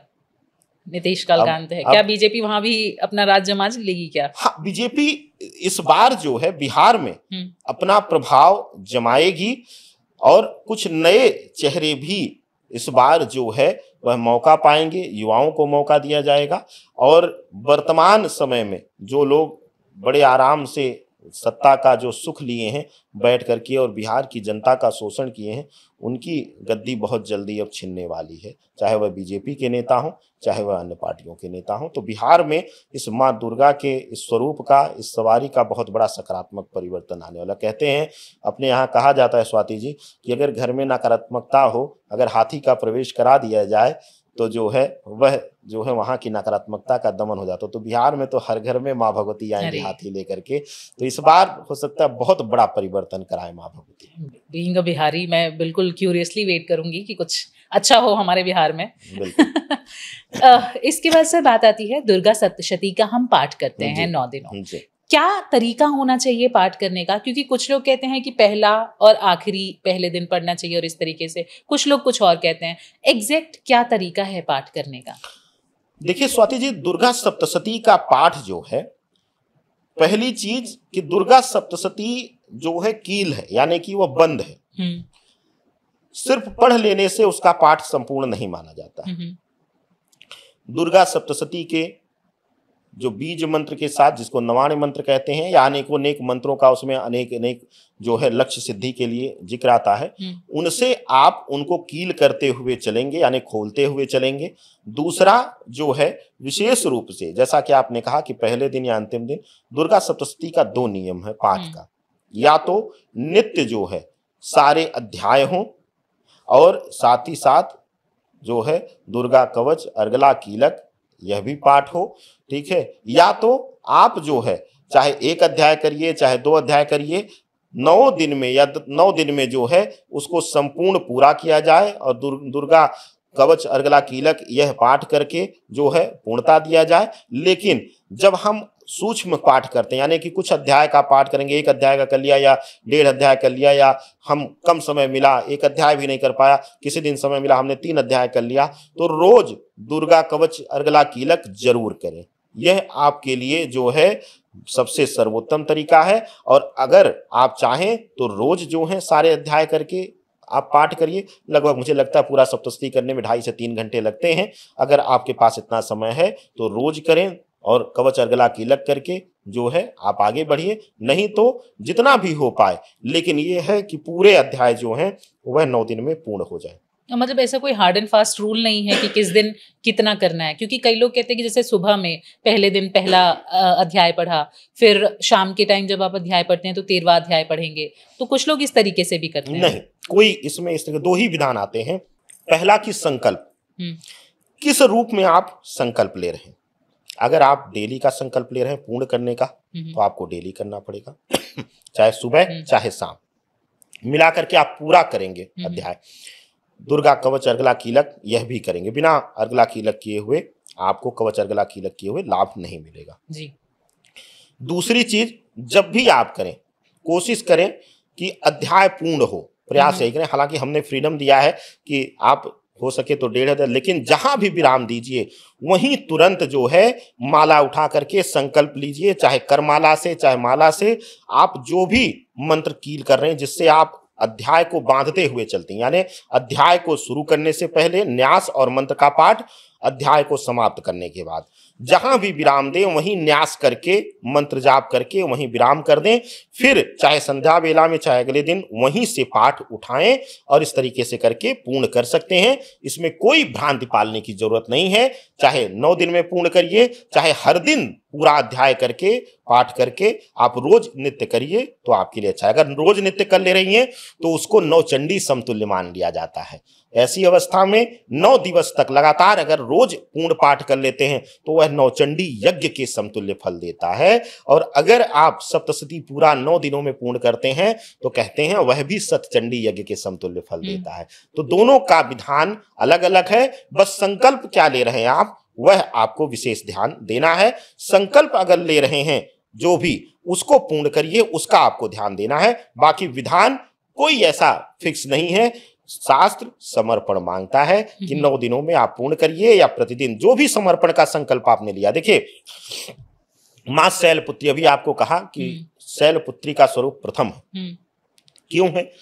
शिला के समतुल्य है, उनका दृढ़ संकल्प है। उन्होंने संकल्प किया कि शिव की प्राप्ति करनी है और मुझे तप करना है। तो इसीलिए कहा गया है कि संकल्प लीजिए। क्या संकल्प ले रहे हैं? वही तो त्याग है। अगर आपने 9 दिन लगातार पूरा करने का संकल्प ले लिया रोज का, तो वही तो आपका त्याग है कि आपको हर तरफ से समय निकाल करके आपको सप्तशती पाठ के लिए देना होगा। यही तो व्रत है नवरात्रि का, इससे हटकर के और कुछ है नहीं। तो भ्रम में मत पड़िए। जिस भी समय में आप कंफर्टेबल हो, जिस भी विधा में आप जो है आपका त्याग हो, समर्पण हो, उस विधा को अपनाइए, किसी के कहने पर मत करिए। जी। एक और चीज आ जाती है सर, जैसे मान लीजिए ऑफिस गोइंग लोग हैं लेकिन वो भी माता के भक्त हैं अपना, उनको समय नहीं मिल पाता है पाठ करने का या इतना सब कुछ करने का, तो वो लोग कैसे करें? दुर्गा सप्तशती में सबसे सर्वोत्तम माना गया है जो सिद्धि कुंजिका स्त्रोत को। जी। बीज मंत्रों का अद्भुत प्रयोग है। कहते हैं सिद्धि कुंजिका में स्तंभन की भी शक्ति है, मारण की भी शक्ति है। सिद्धि कुंजिका का पाठ कभी ना समय मिले, रात्रि वेला में मिले, दीपक जलाइए घी का कर, या अखंड दीप आपके घर में जला हो तो वहीं सम्मुख बैठ जाइए, रुद्राक्ष रख लीजिए उसी दीपक के पास शिव के रूप में, और सिद्धि कुंजिका का स्त्रोत पाठ जो है शुरू कर दीजिए। इसका भी समय ना मिले तो दुर्गा सप्तशती में मां दुर्गा के 32 नामों का जिक्र, 32 नामावली का जिक्र मिलता है। यह वह फिल्टर्ड नेम है जो शत्रु मारण, शत्रु स्तंभन के लिए 32 नाम जो हैं सबसे प्रभावी। 32 नामों को आप किसी भी अवस्था में कर सकती हैं, किसी भी रूप में। मतलब आप बैठे रहिए, डेस्क पे बैठे रहिए, अगर आपको याद हो गया नहीं तो सिस्टम पे खोल लीजिए, नाम जप किसी भी रूप में, किसी भी अवस्था में, कहीं भी हो, किसी भी रूप में बैठे हुए हों। कहते हैं नाम जप के लिए कोई बंधन नहीं है, कोई समय का, कोई शुद्धि का वर्णन नहीं है। तो आप जो है पूर्ण रूप से जो है 32 नामावली का जाप करिए, अपने आप में आपको जो है सतचंडी नौचंडी का फल दे देगा आपको। सर सतचंडी की बात आई है तो मेरे को एक पर्सनल एक्सपीरियंस यहाँ पे है जिसका सवाल भी है मुझे। जी। सतचंडी पाठ करना, क्योंकि आप विप्र लोग से कराएंगे तो बड़ा महंगा पड़ जाता है आज के समय में, तो इसके लिए क्या सब्स्टिट्यूट हो सकता है अगर इंसान खुद करना चाहे? क्योंकि कई बार आप, जैसे हम नकारात्मक शक्तियों की बात करते हैं, इन सब चीज़ों के लिए कहा जाता है कि आप सतचंडी पाठ करवाइए, सब सही हो जाएगा घर में, और ये सारी चीज़ें और भी कई सारी चीज़ों के लिए। तो उसका सब्स्टिट्यूट क्या हो सकता है जो हम खुद कर सकते हैं? सबसे सर्वोत्तम तरीका है कि आप विशेष रूप से रात्रि वेला में बैठिए, नवरात्रि के जो जिसको महानिषिद्ध काल कहा जाता है, जहां आपका अखंड दिया जल रहा हो वहीं पे आसन लेकर के बैठ जाइए, और वहीं बैठ के जो है कवच अर्गला कीलक करके दुर्गा कवच का पाठ कर लीजिए, अर्गला कीलक कर लीजिए, और उसके बाद जितना भी हो सके, अगर संकल्प ले सकें तो संकल्प लेकर के, नहीं तो यथा संख्या संकल्प लेकर के सिद्धि कुंजिका का पाठ करिए। जो भी उद्देश्य हो उसका संकल्प लीजिए। अगर घर में आपको लगता कुछ नकारात्मकता है तो उसके दमन हेतु लीजिए। जीवन में अज्ञात शत्रु, अब लोग कई बार जैसे ही हम लोग कहते हैं ज्ञात अज्ञात शत्रु मर्दन के लिए, तो उनका आ जाता अरे आप मारण प्रयोग कर रहे हैं। अरे नहीं, सबसे बड़ा अज्ञात शत्रु स्वाति जी हमारे शरीर में हमारा रोग है जो हमें समाप्त कर देता है और हमें दिखता ही नहीं। या हमारे अंदर के नकारात्मक विचार हैं जो हमें धीरे धीरे पतन के रास्ते पे ले जाते हैं।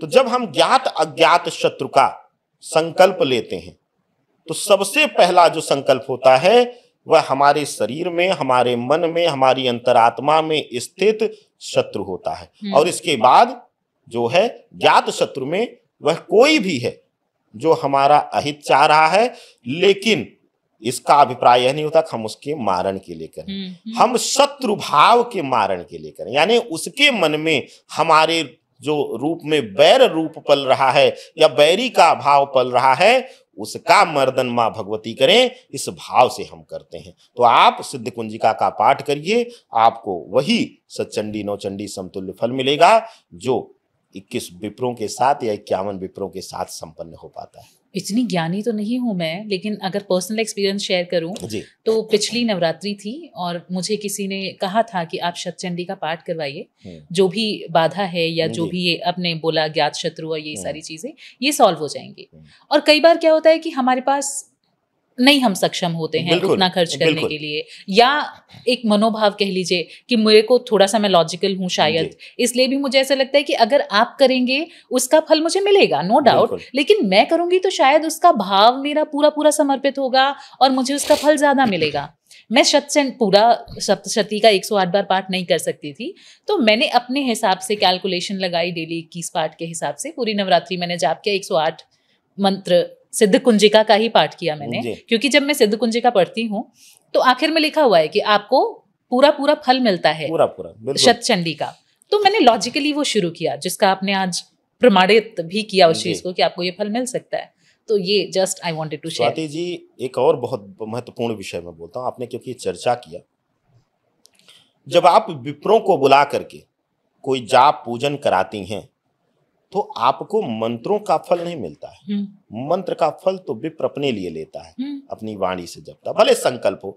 इसका बहुत सारे लोग विरोध कर जाते हैं क्योंकि आज के समय में पूजा अर्चना भी व्यापार बन चुका है, लेकिन फल जानती हैं किसका मिलता है?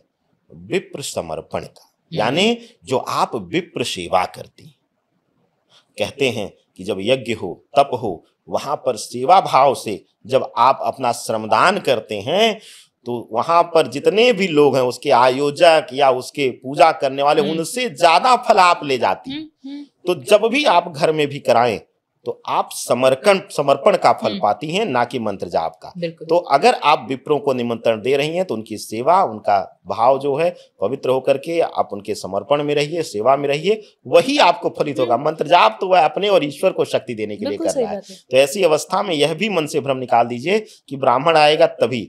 आप भी कर सकते हैं, कुछ ना हो तो 32 नामावली का पाठ करना शुरू कर दीजिए। मध्य रात्रि में आप देखिए, वो भी आपको उसी सिद्धि कुंजिका के समतुल्य फल देगा। और सिद्धि कुंजिका अपने आप में प्रभावी है। कहते हैं कि अगर जिसने सिद्धि कुंजिका का आपने अगर किया है पाठ, तो आप देखे होंगे कि किस तरीके से ऊर्जा जो है बढ़ा देता है, मस्तिष्क को तीव्र कर देता है।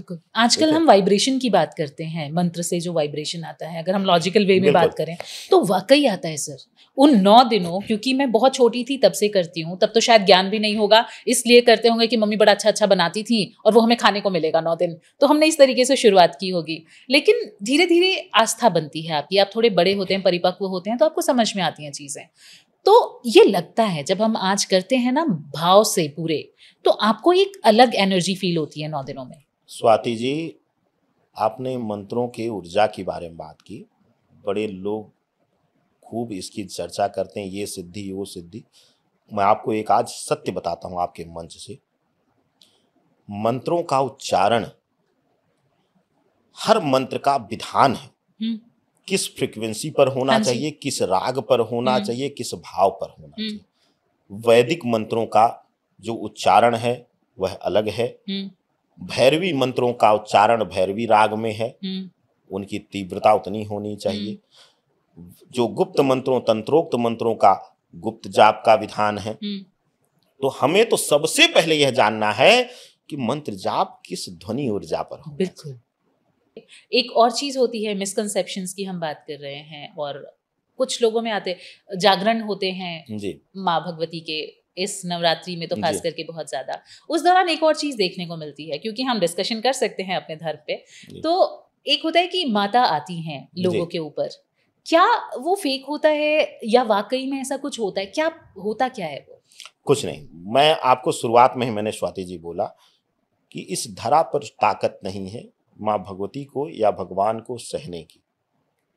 हमारा शरीर तो एक साधारण ऊर्जा को जब 102 डिग्री बुखार हो जाता तो लगता शरीर फट जाएगा, जल जाएगा, तो क्या माँ भगवती के ताप को सह पाएगा?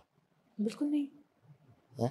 कोई कहे कि मेरे ऊपर हनुमान जी आते हैं, अब तो एक बहुत बड़े कथावाचक हैं, 10 दिन 20 दिन पहले या 1 महीने पहले उन्होंने एक्सेप्ट कर लिया, बड़ा अच्छा लगा हमें। हमने 2 साल पहले उनके लिए बोला था कि हनुमान जी को सहने की ताकत किसी में नहीं है, सिर्फ विष्णु भगवान या शिव के अलावा। तो ऐसी अवस्था में जो लोग इस तरीके के कृत्य करते हैं वह एक आडंबर करते हैं और सनातन को भी बदनाम करने का प्रयास कर रहे हैं। आप देखिए ना कितने ऐसे लोग हैं, आप सोचिए कि माँ भगवती आ जाएंगे तो आपका शरीर बचेगा उस लायक? तो ऐसी अवस्था में आप सिर्फ ढोंग कर रहे हैं, आडंबर कर रहे हैं और लोगों को हंसने पर विवश कर रहे हैं। यही एक कारण है जो आपने अभी कहा कि हम तो कहते हैं कि सनातन में अब हमें कुरीतियों पर चर्चा ज्यादा करनी चाहिए बिना सोचे, क्योंकि अगर हम नहीं करेंगे चर्चा तो यह और जो है दीमक की तरह हमारी जड़ों को समाप्त करता रहेगा और लोग जो है सनातन के ऊपर हंसते रहेंगे, जो आज हम सुनने पे विवश हो गए हैं सिर्फ कुछ ढोंगियों के, कुछ बनावटी लोगों की वजह से। तो जगराता जागरण का एक अलग विधान है, जो है नवरात्रि का विधान है कि भाई भक्ति मार्ग, संगीत मार्ग को सबसे सर्वोत्तम माना गया है। कहते हैं नवरात्रि जो है शयन नहीं करना चाहिए रात्रि में। तो यह सब कारण है कि हम जगराता का माध्यम लेते हैं और ऐसी अवस्था में हम जाग करके जागृति अवस्था में माँ की वंदना करते हैं। बाकी सब जो है दिखावा है, ढोंग है। किसी की शरीर मानव रूप में ऐसी नहीं है कि जो भगवती को संभाल पाए या भगवती के अंश को भी संभाल पाए। शरीर को, उनके प्रभाव को तो छोड़ दीजिए, एक अंश मात्र को भी नहीं कोई संभाल सकता है। तो इसलिए 99% यह मिथ्या है और कुछ नहीं। सर, क्योंकि आज के समय में लोग साइंस पे ज्यादा बिलीव करते हैं चीजों को लेके, तो हम इस चीज को साइंस की तरफ थोड़ा जोड़ूंगी मैं। नवरात्रि का जो हम पूरा व्रत करते हैं या ये पूरा जो कॉन्सेप्ट है, साइंटिफिकली इसका हम पर क्या प्रभाव पड़ता है? साइंटिफिकली खूब प्रभाव है। साइंटिफिकली प्रभाव देखा जाए, हमने तो प्रमाणित बोला कि हम सनातनी कहते हैं, आज नहीं अनादिकाल से। इसको जैनियों ने बहुत अच्छे नियम में बांध करके रखा, हम भूल गए, अपना छोड़ दिया नियम। कहते हैं कि सूर्य की उपस्थिति में ही भोजन कर लेना चाहिए, सनातन कहता है जी। आज डॉक्टर मजबूर हो गए कहने के लिए ना कि बिफोर सनसेट आप डिनर कर लीजिए, कोई भी हार्ड फूड आप जो है वो रात्रि में ना खाइए, ठीक है। और हमारा व्रत विधान क्या कहता है वो भी सुन लीजिए। व्रत विधान कहता है कि सूर्योदय ब्रह्म काल में जो है स्नान करके सूर्योदय काल में आप प्रथम पूजन करिए। गोधूल बेला में प्रथम पूजन करके जो भी जो आपको प्रसाद भोग इत्यादि लेना है फलाहारी के रूप में, वह गोधूल बेला में ही ले लीजिए। उसके बाद मध्य रात्रि का जाप करिए। विज्ञान और अध्यात्म दोनों तरीके से व्रत को बड़ा प्रमाणित माना गया है। विज्ञान कहता है कि उपवास रखने से हमारे शरीर के कुछ जो तंत्र हैं वह जो है सुव्यवस्थित होते हैं, उनको विराम मिलता है और वह जो है फिर से अपनी ऊर्जा को रिस्टोर करते हैं। यही चीज हमारा अध्यात्म कहता है जब हम भोजन में क्या होता है, भोजन में ऊर्जा होती है, सकारात्मक नकारात्मक दोनों ऊर्जाएं होती हैं। तो जब हम भोजन कम लेते हैं, उपवास करते हैं, एक समय का भोजन लेते हैं, प्रातः काल का बस भोजन लेते हैं या रात्रि में बस फलाहार लेते हैं, तो हमारी जो शारीरिक संरचना है, चाहे वह मन हो, चाहे वह आत्मा हो, चाहे वह शारीरिक ऊर्जा हो, वह नियंत्रित हो करके एक दिशा में होती है और उसको नियंत्रण करना भी आसान होता है, एकाग्र करना भी आसान होता है। तो जप और उपवास जो है वह दोनों तरीके से प्रमाणित अब हो चुका है। बस भाषाओं का दोनों विधान में, चाहे अध्यात्म में देखा जाए तो भाषाएं अलग प्रयोग हो रही हैं, विज्ञान में देखा जाए तो वही जो है एक अंग विशेष को दे करके कि भाई लिवर हो जाएगा सही, किडनी हो जाएगी, विराम मिल जाएगा। बस भाषाएं अलग हैं, उद्देश्य दोनों का एक ही है। स्वाति जी, यानी एक तरीके से हम कह सकते हैं कि ये हमारे लिए फिजिकल और मेंटल डिटॉक्स है। बिल्कुल बिल्कुल है, फिजिकल डिटॉक्स है, मेंटल। देखिए एक चीज बताइए, कहते हैं कि आसन बासन और जो है भोजन जो है यह बड़ा प्रभावी करता है। आसन यानी कि कहाँ बैठ रहे हैं हम, किस माहौल में बैठ रहे हैं। बासन यानी किस पात्र में हम भोजन कर रहे हैं और क्या, और साथ ही साथ भोजन क्या भोजन कर रहे हैं, यह हमारे जीवन शैली को निर्धारित करती है। तो ऐसी अवस्था में अगर हम उपवास करते हैं, फलाहार लेते हैं और उस त्याग भावना को रखते हैं तो हमारी ऊर्जा जो है वह बैलेंस होती है और शुभता मिलती है। जी बिल्कुल सही बात है सर। दुर्गा सप्तशती का हम पाठ करते हैं पूरे 9 दिन, इसका साइंटिफिकली हमारे ऊपर क्या प्रभाव पड़ता है? क्योंकि हम मेंटल डिटॉक्स की भी बात कर रहे हैं, तो साइंटिफिकली ये हमारे ऊपर कैसे असर करता है? देखिए, दुर्गा सप्तशती के पाठ में और उसके मंत्रों में जब आप अध्ययन करते हैं, क्योंकि आप खुद आपने बताया कि आप करती हैं पाठ, तो आपसे बेहतर मुझे लगता है कि समझाने के लिए मुझे कोई मीडियम नहीं मिलेगा। जब भी हम मंत्रों का जाप करते हैं, दुर्गा सप्तशती के जो मंत्र लिखे हुए हैं, जो पाठ है उनका, जो संस्कृत व्याकरण है उसमें, उसका आप जब पाठ करती हैं तो एक तो आपका उच्चारण शुद्ध होता है जी, वाक शुद्धि होती है। वाक सिद्धि और शुद्धि दोनों अलग अलग हैं। जब आप संस्कृत व्याकरण का उच्चारण करते हैं तो वाक शुद्धि होती है। वाक शुद्धि होगी यानी ऊर्जा की शुद्धि होगी। दूसरी चीज, जो हम मंत्र जाप करते हैं उसमें देखिए मानसिक रूप से अपने आप को हम जो है बहुत बैलेंस पाते हैं, यानी मानसिक जो ऊर्जा है वह एकाग्र होती है। जब भी आप जाप करेंगे, अगर आप पाठ कर रही हैं, आप देखिए मन भ्रमित होगा तो आपका पाठ करने का मन ही नहीं करेगा। जब तक आपका मन एकाग्र नहीं होगा आप पाठ नहीं कर पाएंगे। विज्ञान कहता है कि मन के हारे हार, हमारा सनातन कहता है कि मन के जीते जीत। यही चीज विज्ञान भी कहता है कि विषम से विषम परिस्थिति में अगर मेंटली आपने अपने आप को मजबूत कर लिया कि आपकी यह बीमारी सही हो जाएगी, तो 90% रिजल्ट आपका विल पावर दे देता है, मैनिफेस्टेशन दे देता है। अध्यात्म कहता है कि अगर आपने डिसाइड कर लिया कि आपको मरना है तो आपको कोई बचा नहीं सकता है। प्रकृति भी मरण समतुल्य कर देती है, यानी बिस्तर पर कर देती है। तो ऐसी अवस्था में जो सप्तशती का पाठ है वो हमें मानसिक ऊर्जा देने का कारक है, शक्ति है। हमारा जो है स्वाधिष्ठान चक्र एकाग्र होता है। कहते हैं अध्यात्म में स्वाति जी कि अगर स्वाधिष्ठान हमारा स्थिर है, यानी नाभि चक्र हमारा स्थिर है, तो हमारे सारे चक्र बैलेंस है, फिर बाकी 6 के 6 चक्र बैलेंस रहेंगे। विज्ञान हमारा कहता है कि उदर सही है, यानी पेट सही है, तो हमारा शरीर स्वस्थ है। बस भाषा का परिवर्तन है, बिल्कुल सही, और कुछ नहीं। इसीलिए मैं बार बार कहता हूं कि अगर भ्रम ना फैलाया जाए तो सनातन धर्म पद्धति जो है वह अपने आप में एक वैदिक संविधान है, साइंटिफिकली प्रूवन है। प्रूवन तो नहीं कह सकते अभी, ठीक है, लेकिन हाँ साइंटिफिकली अलाइंड है, एक अलाइंड है और एक संविधान के रूप में कार्य करता है। उसमें कहीं आपको भ्रमित हो, मैं तो कहता हूं अगर सनातन पद्धति को ईमानदारी से लागू कर दिया जाए तो किसी कानून की, किसी संविधान की जरूरत ही नहीं पड़ेगी। धर्म अपने आप में सबसे बड़ा संविधान है, बस आप उसको पूर्ण रूप से पालन करिए और सही तरीके से, भ्रम में मत आइए, बस। बिल्कुल सही। सर हमने अभी ऊर्जा की बात की इससे, तो लोगों में एक और कंफ्यूजन रहता है कि क्या संस्कृत में ही पाठ करना चाहिए? आप हिंदी में मान लीजिए किसी को नहीं आ रही है तो वो हिंदी में पाठ कर सकता है, या अगर आप पाठ नहीं कर पा रहे हैं तो क्या आप वीडियो चला के या पूरा मंत्रोच्चारण के साथ आप वो भी रख सकते हैं? सबसे सुंदर तरीका है कि अगर आप संस्कृत में पाठ नहीं कर पा रहे हैं तो आप हिंदी शब्दावली को, उसको जो परिवर्तन है, जो उसका अनुवाद है, उसका भी आप पाठ कर सकते हैं। कोई उसमें दोष नहीं है, फल उतना ही है।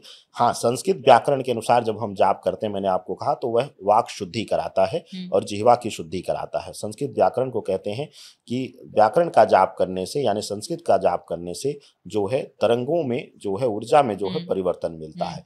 तो ऐसी अवस्था में बस वही एक बाध्यता है। बाकी अगर आप संस्कृत व्याकरण आप नहीं पाठ कर सकते हैं, उच्चारण में दिक्कत है, तो आप जो है हिंदी अनुवाद कर लीजिए, या फिर भक्ति में जो आता है, संगीत भक्ति को भी सर्वोच्च स्थान दिया गया है। यही संगीत भक्ति मीरा को जो है वह सबसे परम भक्तों में गिना दिया उसने। तो ऐसी अवस्था में आप संगीत श्रवण, यानी कि संगीत मुद्रा में उसका श्रवण जो है, किसी के द्वारा उच्चारण किए हुए का श्रवण आप कर सकते हैं, तो वह भी आपको फलित होता है। 9 दिन हम लोग 9 कलर, अलग अलग कलर माता को समर्पित है और पहनते हैं, इसके पीछे क्या लॉजिक या क्या वो है? देखिए, हर रूप का एक अलग रूप से श्रृंगार, अलग चीज़ों से श्रृंगार किया जाता है। पुष्पों का उसी रूप के साथ वर्णन मिलता है। खास करके जो है माँ को श्वेत रंग, पीला रंग, लाल रंग, यह अति प्रिय है।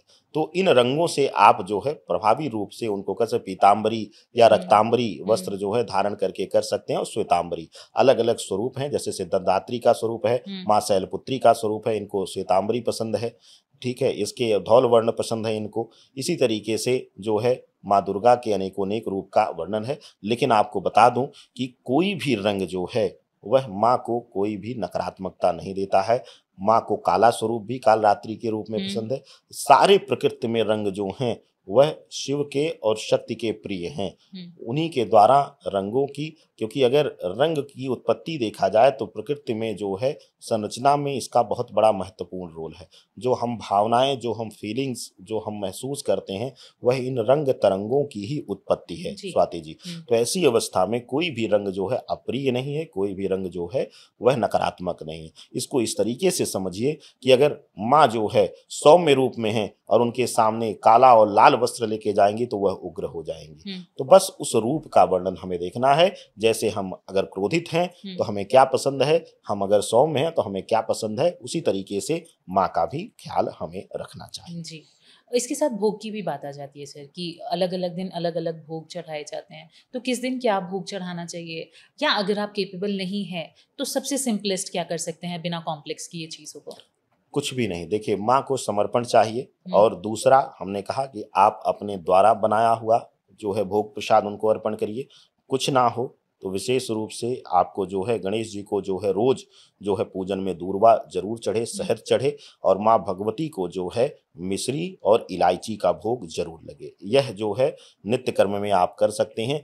कुछ ना हो तो आप जो है गुड़ और इलायची का भी भोग लगा सकते हैं, जो ग्रामीण एरियो, तो गुड़ ग्रामीण एरियो में भी नहीं मिल रहा है, लेकिन यह आसानी से उपलब्ध होने। अगर कुछ ना हो तो बाजार की चीज़ों का प्रयोग न करिए, शुद्ध गुड़ हो या फिर जो है मिश्री हो, उसका भोग आप लगाइए इलायची के साथ, वह आपको जो है शुभता प्रदान करेगा। जी बिल्कुल। इसके बाद एक और चीज़ आ जाती है सर, अगर मान लीजिए हम नवरात्रि में अपने घर की वेलबींग के लिए, मान लीजिए किसी को स्वास्थ्य की समस्या ही चल रही है किसी घर में, तो उसके लिए क्या स्पेशल मंत्र का जाप कर सकते हैं? देखिए, अगर किसी को भी स्वास्थ्य की समस्या चल रही है तो ऐसी अवस्था में दुर्गा सप्तशती में स्वास्थ्य के लिए अनेकोनेक प्रकार से वर्णन मिलता है। लेकिन अगर सबसे सर्वोत्तम तरीका आप देखें तो नवाणी मंत्र का जाप है, जो है वह नवाणी मंत्र का जाप आप करिए, उसके लिए आपके लिए सबसे सर्वोत्तम है। और नहीं तो सिर्फ और सिर्फ जो है वह आप जो है वो वैदिक मंत्र में जो माँ भगवती और शिव को सामूहिक प्रसन्न करने के लिए कहा जाता है कि ओम श्रीम शिवाय नमः, यह मंत्र आप पाठ करिए, आपके लिए सबसे सर्वोत्तम। क्योंकि मुझे लगता है कि नवाण करेंगे, गलत उच्चारण, नवाण से पहले जो है न्यास करना और उसका कील करना जरूरी होता है। तो आप जो है बीज मंत्र का, सूक्ष्म बीज मंत्र का जाप करके चलिए, आपके लिए अच्छा रहेगा। या ओम ह्रीम का भी जाप आप कर सकते हैं। ह्रीम जो है माँ भगवती के बीज मंत्रों में गणना इसकी की जाती है। इसके अलावा अगर कोई धन को लेके परेशान है, क्योंकि आजकल सभी परेशान हैं सर, जी, लेकिन कोई बहुत ज़्यादा परेशान है और उसको चाहिए कि अगर मैं इन 9 दिनों की भक्ति में कुछ ऐसा कर पाऊँ, तो क्या मंत्र का जाप करना चाहिए? देखिए, धन के लिए सबसे सर्वोत्तम तरीका है कि आपको जो है पुरुष सूक्त और श्री सूक्त और लक्ष्मी सूक्त का पाठ नवरात्र में जरूर करना चाहिए। माँ लक्ष्मी भी माँ दुर्गा के ही स्वरूप में है, और ऐसी अवस्था में अगर आपको स्थिर लक्ष्मी चाहिए तो सबसे पहले आपको पुरुष सूक्त और उसके बाद श्री सूक्त और लक्ष्मी सूक्त का पाठ करना चाहिए। और रोज जो है बिना मीठा डाले हुए, यानी बिना मिष्ठान के, दूध के मिठास, दूध को बढ़िया से जला करके हल्का सा वह लालिमा ले ले दूध, उसमें हल्का सा चावल डाल करके उसकी खीर बनाइए और रोज जो है उसी से माँ को आहुति दीजिए, यानी अग्नि पर उससे आहुति दीजिए। यह नित्य 9 दिन कर लीजिए आप देखिए कि आपको चल अचल संपत्ति का लाभ मिलना शुरू हो जाएगा। इसके अलावा लोग और परेशान रहते हैं सर आजकल, जो मेन प्रॉब्लम है लोगों की रिलेशनशिप। जी, घर में अगर आप शादीशुदा हैं तो भी घर में कलह चलती है, या अगर आप रिलेशनशिप में हैं, गर्लफ्रेंड बॉयफ्रेंड या जो भी जी। एक तरीके से आप ले लीजिए रिलेशनशिप, उसमें लोग बड़े परेशान रहते हैं, उसके लिए क्या कर सकते हैं? देखिए, सबसे सर्वोत्तम तरीका है कि अष्टमी तिथि में माँ गौरी का पूजन, और माँ गौरी को वस्त्र समर्पित करके और सुहागन स्त्री को अगर वह दान दिया जाए, जिसका जो है विशेष रूप से वैवाहिक जीवन बहुत अच्छा रहा हो। देखिए, 2-3 चीज़ों का जिक्र आता है स्वाति जी। पहला, कि जब हम किसी को कोई चीज़ देते हैं तो उसका ग्रह भी हमें फलित होता है। इसीलिए कहा गया है कि अपना वस्त्र, पहना हुआ वस्त्र कभी किसी को नहीं देना चाहिए, चाहे घर का हो, चाहे भाई हो, चाहे बहन हो। तो ऐसी अवस्था में हमें प्रयास ये करना है, कोई सुहागन स्त्री हो जिसका वैवाहिक जीवन बहुत अच्छा रहा हो, जो पवित्रता के साथ समर्पित रही हो, या उसका पति या उसका वैवाहिक जीवन बहुत अच्छा समर्पण पूर्ण रहा हो, उसको अगर हम पूजन करके दान देते हैं तो वह हमारे लिए बहुत फलित होता है। अगर ऐसी परिस्थिति ना बन पाए, अब कहाँ ढूंढेंगे आप, यह भी बहुत बड़ा टास्क है। तो सबसे सर्वोत्तम तरीका है किसी संत को जो है, या अपने गुरु को जो है, अष्टमी के दिन जो है आप ले जा करके वस्त्र और अखंड फल दान करिए, और प्रार्थना करिए कि, क्योंकि गुरु को दान इसलिए किया जाता है कि गुरु ही जो है वैवाहिक जीवन का कारक है ग्रह के रूप में। तो ऐसी अवस्था में जो भी नकारात्मक दोष होगा उसकी जो है क्षय होगा और उसकी शुभता आपको मिलेगी। जी, बहुत शुक्रिया। अब एक और चीज़ आ जाती है जो कंट्रोवर्शियल रहती है कि फीमेल्स हवन क्यों नहीं कर सकती हैं। हवन की बात आती है, मान लीजिए पूरे 9 दिन हमने सारी चीज़ें की, तो क्या हम कब हवन कर सकते हैं या नहीं कर सकते हैं? देखिए, इसके पीछे कई भ्रांतियां हैं। इसका मुख्य रूप से कहीं बहुत अच्छा वृत्तांत नहीं मिलता है स्वाति जी, प्रमाणित वृत्तांत नहीं मिलता है।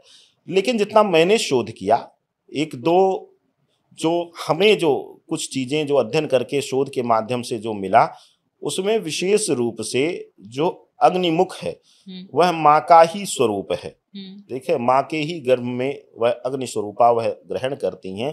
तो ऐसी अवस्था में अगर स्त्री जो है कुछ वैवाहिक विधान में अगर वो बंध चुकी है, वैवाहिक बंधन में वह बंध चुकी है, तो वह उसका पार्टनर उसके हाथ को स्पर्श करा के वह समिधा की आहुति नहीं दे, यही उचित है। तो इसके ऊपर जो है हालांकि बड़ी भ्रांतियां हैं, लेकिन कुछ विपरीत परिस्थितियों में कहा गया है कि जैसे अविवाहित हो या स्वयं कोई तप कर रही हो, यज्ञ कर रही हो, पाठ आप स्वयं कर रही हैं, तो आप उस परिस्थिति में उनको माँ को आहुति शुद्धता में दे सकती हैं। यह जो है विशेष रूप से पूजन पद्धति में लिया जाएगा। इसको लेकर के भ्रांतियां हैं तो इस पे बहुत ज्यादा, क्योंकि इसका प्रमाणित कहीं भी नहीं मिलता है, इसका प्रमाणित रूप स्वरूप कहीं नहीं मिलता है वर्णन, तो इसको लेकर के मैं बहुत ज्यादा दबाव नहीं दूंगा। बस इसको लोक प्रथाओं के अनुसार अगर आप ब्राह्मण बुलाई हैं, ब्राह्मण आदेश का पालन करिए, वह सबसे सर्वोत्तम तरीका है। नहीं, वो तो है, लेकिन क्योंकि अब मान लीजिए 9 दिन आपने खुद पूजा की है और सारी चीजें की हैं और आखिर में आप चाहते हैं कि आप खुद समापन करें, तो क्या ये दिक्कत की बात हो जाती है? अगर नहीं, एकदम नहीं, एकदम नहीं, शुद्धि है। हाँ, एक चीज की वर्जना है कि आप कुशासन लेकर के नहीं बैठ सकती, कुश का आसन लेकर के आप आहुति के लिए नहीं बैठ सकती हैं, यह आपके लिए सर्वोत्तम रहेगा। अगर आप कुश का आसन लेती हैं तो उसका दोष आपको लगता है, वह यज्ञ जो है वह खंडित मानी जाती है, वह आहुति जो है खंडित मानी जाती है। लेकिन मैंने वही चीज आपको कहा कि विषम परिस्थितियों में जो है आप जो है आहुति दे सकती हैं। अगर आप स्वयं ही उस यज्ञ का आयोजन की हैं, खुद ही उसकी मुखिया हैं, मुख्य रूप से मुख्य यजमान भी आप हैं और मुख्य यज्ञकर्ता भी आप हैं, तो आप जो है आहुति दे सकते हैं, उसमें कोई दिक्कत नहीं है। जैसे कि इसमें एक विशेष रूप से विधान मिलता है जो मैं आपको शास्त्रीय तरीके से प्रमाण दे दूं कि शास्त्र प्रमाणित है कि सांडिल्य गोत्र का ब्राह्मण ही जो है घी की आहुति अग्नि में दे सकता है, तभी जो है वह एक्सेप्ट होता है। इसका कई जगहों पर विधान है, विस्तृत विधान मिलता है, वर्णन मिलता है, लेकिन अब नहीं मिला शास्त्र विशेष रूप से। तो वहां पर वर्णित है कि अगर कोई सांडिल्य गोत्र का नहीं मिला तो कोई भी ब्राह्मण जिसका जनेऊ संस्कार हुआ हो, उसकी जनेऊ शुद्ध हो, तो वह भी आहुति दे सकता है। ब्राह्मण को ही, जनेऊधारी ब्राह्मण को ही जो है यज्ञ आहुति घी की देने का विधान है। बाकी समिधा की कोई भी दे सकता है, लेकिन यज्ञ में घी की आहुति ब्राह्मण ही दे सकता है, यह प्रमाणित विधान है। लेकिन विषम परिस्थितियों में वह भी परिवर्तित किया जाता है। बार बार मैं कह रहा हूं, सनातन हमेशा जो है वह स्वतंत्रता दिया है और फ्लेक्सिबल किया है। आपका भाव अगर पवित्र है, आप ब्रह्म स्वरूप में लेकर के बैठ रहे हैं, भाव को लेकर बैठ रहे हैं, तो आप वहां पर विधान कर सकती हैं, उसमें कोई दोष नहीं। जी, बहुत शुक्रिया सर। एक चीज और आ जाती है, खत्म करते हैं इसको, लास्ट पॉइंट पे हूँ। कई जगह पे अलग अलग चीजें होती हैं। आज के डेट में अगर हम नवरात्रि की बात करें तो चारों ओर सिर्फ एक फैशन, गरबा और सेलिब्रेशन, इस तरीके की सेलिब्रेशन तक नवरात्रि सीमित हो गई है। अगर नई यंग जनरेशन की बात करें तो युवाओं के लिए नवरात्रि इतना है कि गरबा खेलने का वक्त आ गया, गरबा खेलिए। क्या वाकई सिर्फ इतना ही है? देखिए स्वाति जी, हालांकि मैं बड़ा इसका विरोधी हूँ कि बॉलीवुड के गाने चला करके और नृत्य किया जाए, और कुछ लोग तो फिर भी जो है इंडियन अटायर लेकर के लहंगा इत्यादि में रहते हैं, लेकिन कुछ लोग तो फैशनेबल ड्रेस में पहन करके वहाँ भी अभद्रता का प्रभाव देते हैं। हालांकि मैं इसका विरोधी हूँ, लेकिन शास्त्र हमारा एक जगह और जो है इसको वर्णित करता है। कहते हैं कि किसी भी रूप में किसी भी प्रकार से नारायण मिल जाएगा, नारायण के तरफ या भगवती की तरफ कोई क्षणिक भी आस्था रख रहा है, अगर उसके मन में बस यही आ गया कि ये माँ दुर्गा का समय है और मैं 1 मिनट भी उसने माँ दुर्गा के ही ध्वनि पर अपने आप को थिरक लिया, तो समझिए कि 9 दिन का व्रत का फल मिल गया। नारायण कहते हैं कि कब किस रूप में मैं कहाँ मिल जाऊं कोई भरोसा नहीं। तो मैं इसको दूसरा एक स्वरूप ले लीजिए कि जिस तरीके से हमारे धर्म से लोग विमुख होकर के लोग गए हैं, आडंबर को देख करके, झूठे भ्रम को देख करके, उस स्थिति में अगर गरबा के रूप में ही हम अपने सनातनियों को इकट्ठा कर पा रहे हैं तो यह भी समाज के लिए एक उपलब्धि है, यह भी जो है सनातन के लिए एक पूजनीय कृत्य है। तो इसका भी साथ हम लोगों को देना चाहिए। बस प्रयास यही करना चाहिए कि भक्ति में, संगीत में वही रहें, विशेष करके कोई अभद्र भौतिक गानों का, भौतिक सुख के गानों का वहाँ प्रयोग ना हो। बस यही निवेदन मेरा। बहुत सारी चीजें हैं सर पता नहीं बोलना चाहिए कि नहीं, लेकिन ये सारी चीजें अब आडंबर ज्यादा बन गई हैं और लोग उस वक्त में भी कुरीतियों के शिकार हैं और पथभ्रष्ट हैं और बहुत सारी चीजें हैं कहने के लिए। लेकिन ठीक है, जिस तरीके से अगर भगवान को आप याद करने जा रहे हैं, आप याद कीजिए। बहुत शुक्रिया, आप हमारे पॉडकास्ट में आए। जाते जाते मैं चाहूंगी कि आप अपने दर्शकों को एक मैसेज दे के जाएं, क्या देना चाहेंगे? देखिए, आपके इस SRT ओरिजिनल के माध्यम से मैं एक निवेदन करना चाहूँगा आप सभी सनातनियों से। सनातन बहुत पवित्र है, सनातन की प्रथाएं, सनातन के विधान बहुत पवित्र हैं। जो लोग आपको जातिगत संरचना में बांटने का प्रयास कर रहे हैं वह सबसे ज़्यादा स्वयं विभाजित हैं और आपको विभाजित करने का प्रयास कर रहे हैं। ब्राह्मण वही है जो ब्रह्म ज्ञान को रखे, ब्रह्म को समर्पण रखे। सिर्फ मैं चतुर्वेदी कुल में या चतुर्वेदी मातृत्व गर्भ से पैदा हो गया तो मैं ब्राह्मण नहीं हूँ, यह विशेष ध्यान आपको देना है। और इसी को अगर माध्यम बना करके सनातन की सत्यता को, वर्ण व्यवस्था को अगर आप मान के आगे बढ़ेंगे तो मुझे लगता है कि हमारे अंदर कभी भी कोई भेद कोई नहीं उत्पन्न कर पाएगा और हम सनातनी एकजुट रहेंगे और विश्व पटल पर अपना नाम स्थापित करने में और ज़्यादा कामयाब होंगे। बिल्कुल सही बात है सर, बहुत बहुत शुक्रिया पॉडकास्ट में आने के लिए। मुझे लगता है हमने लगभग सारे जो भी लोगों के सवाल रहते हैं वो कवर किए हैं। अगर आपके कोई और भी सवाल हैं इससे जुड़े हुए तो आप कमेंट सेक्शन में लिखिएगा, हम कोशिश करेंगे कि उसके भी जवाब दें। और जितना कि हम पूरे पॉडकास्ट से जान पाए, नवरात्रि सिर्फ पूजा पाठ, आडंबर और इन सारी चीज़ों के लिए नहीं है। भक्ति कीजिए और भक्ति से पहले, जैसा कि सर ने कहा, कि अपने घर में जो नारियां हैं, आसपास में जो नारी है या पूरे देश में जो नारी है, आप नारी का सम्मान अगर करते हैं ना तो माता रानी आप पर प्रसन्न ना हो ऐसा हो ही नहीं सकता है। माता का आशीर्वाद तभी मिलता है जब आप सम्मान देंगे लोगों को। और इस पूरे पॉडकास्ट से आपको क्या अच्छी चीज़ लगी वो भी कमेंट सेक्शन में लिखिएगा। नेक्स्ट पॉडकास्ट आप क्या चाहेंगे सर के साथ हम क्या नेक्स्ट लेके आएँ, क्योंकि बहुत अच्छी जानकारी दी है सर ने। मैं चाहूँगी कि नेक्स्ट पॉडकास्ट हो हमारा, तो वो भी कमेंट सेक्शन में लिखिए, हम उस पर कोशिश करेंगे कि अगला पॉडकास्ट लेके आ पाएँ। और SRT ओरिजिनल्स, असली लोगों की असली बातें यहाँ होती हैं। कमेंट कीजिए और सबसे ज़्यादा सब्सक्राइब कीजिए, लोगों तक फैलाइए। बहुत सारी जानकारियाँ, जो सही जानकारियाँ आपको मिल रही हैं उनको लोगों तक ज़रूर पहुँचाने की कोशिश कीजिए, ताकि जितने भ्रम फैल रहे हैं ना यहाँ सोशल मीडिया पे, वो चीज़ें खत्म हो जाएं। बहुत बहुत शुक्रिया हमारे पॉडकास्ट को पूरा देखने के लिए। जय माता दी।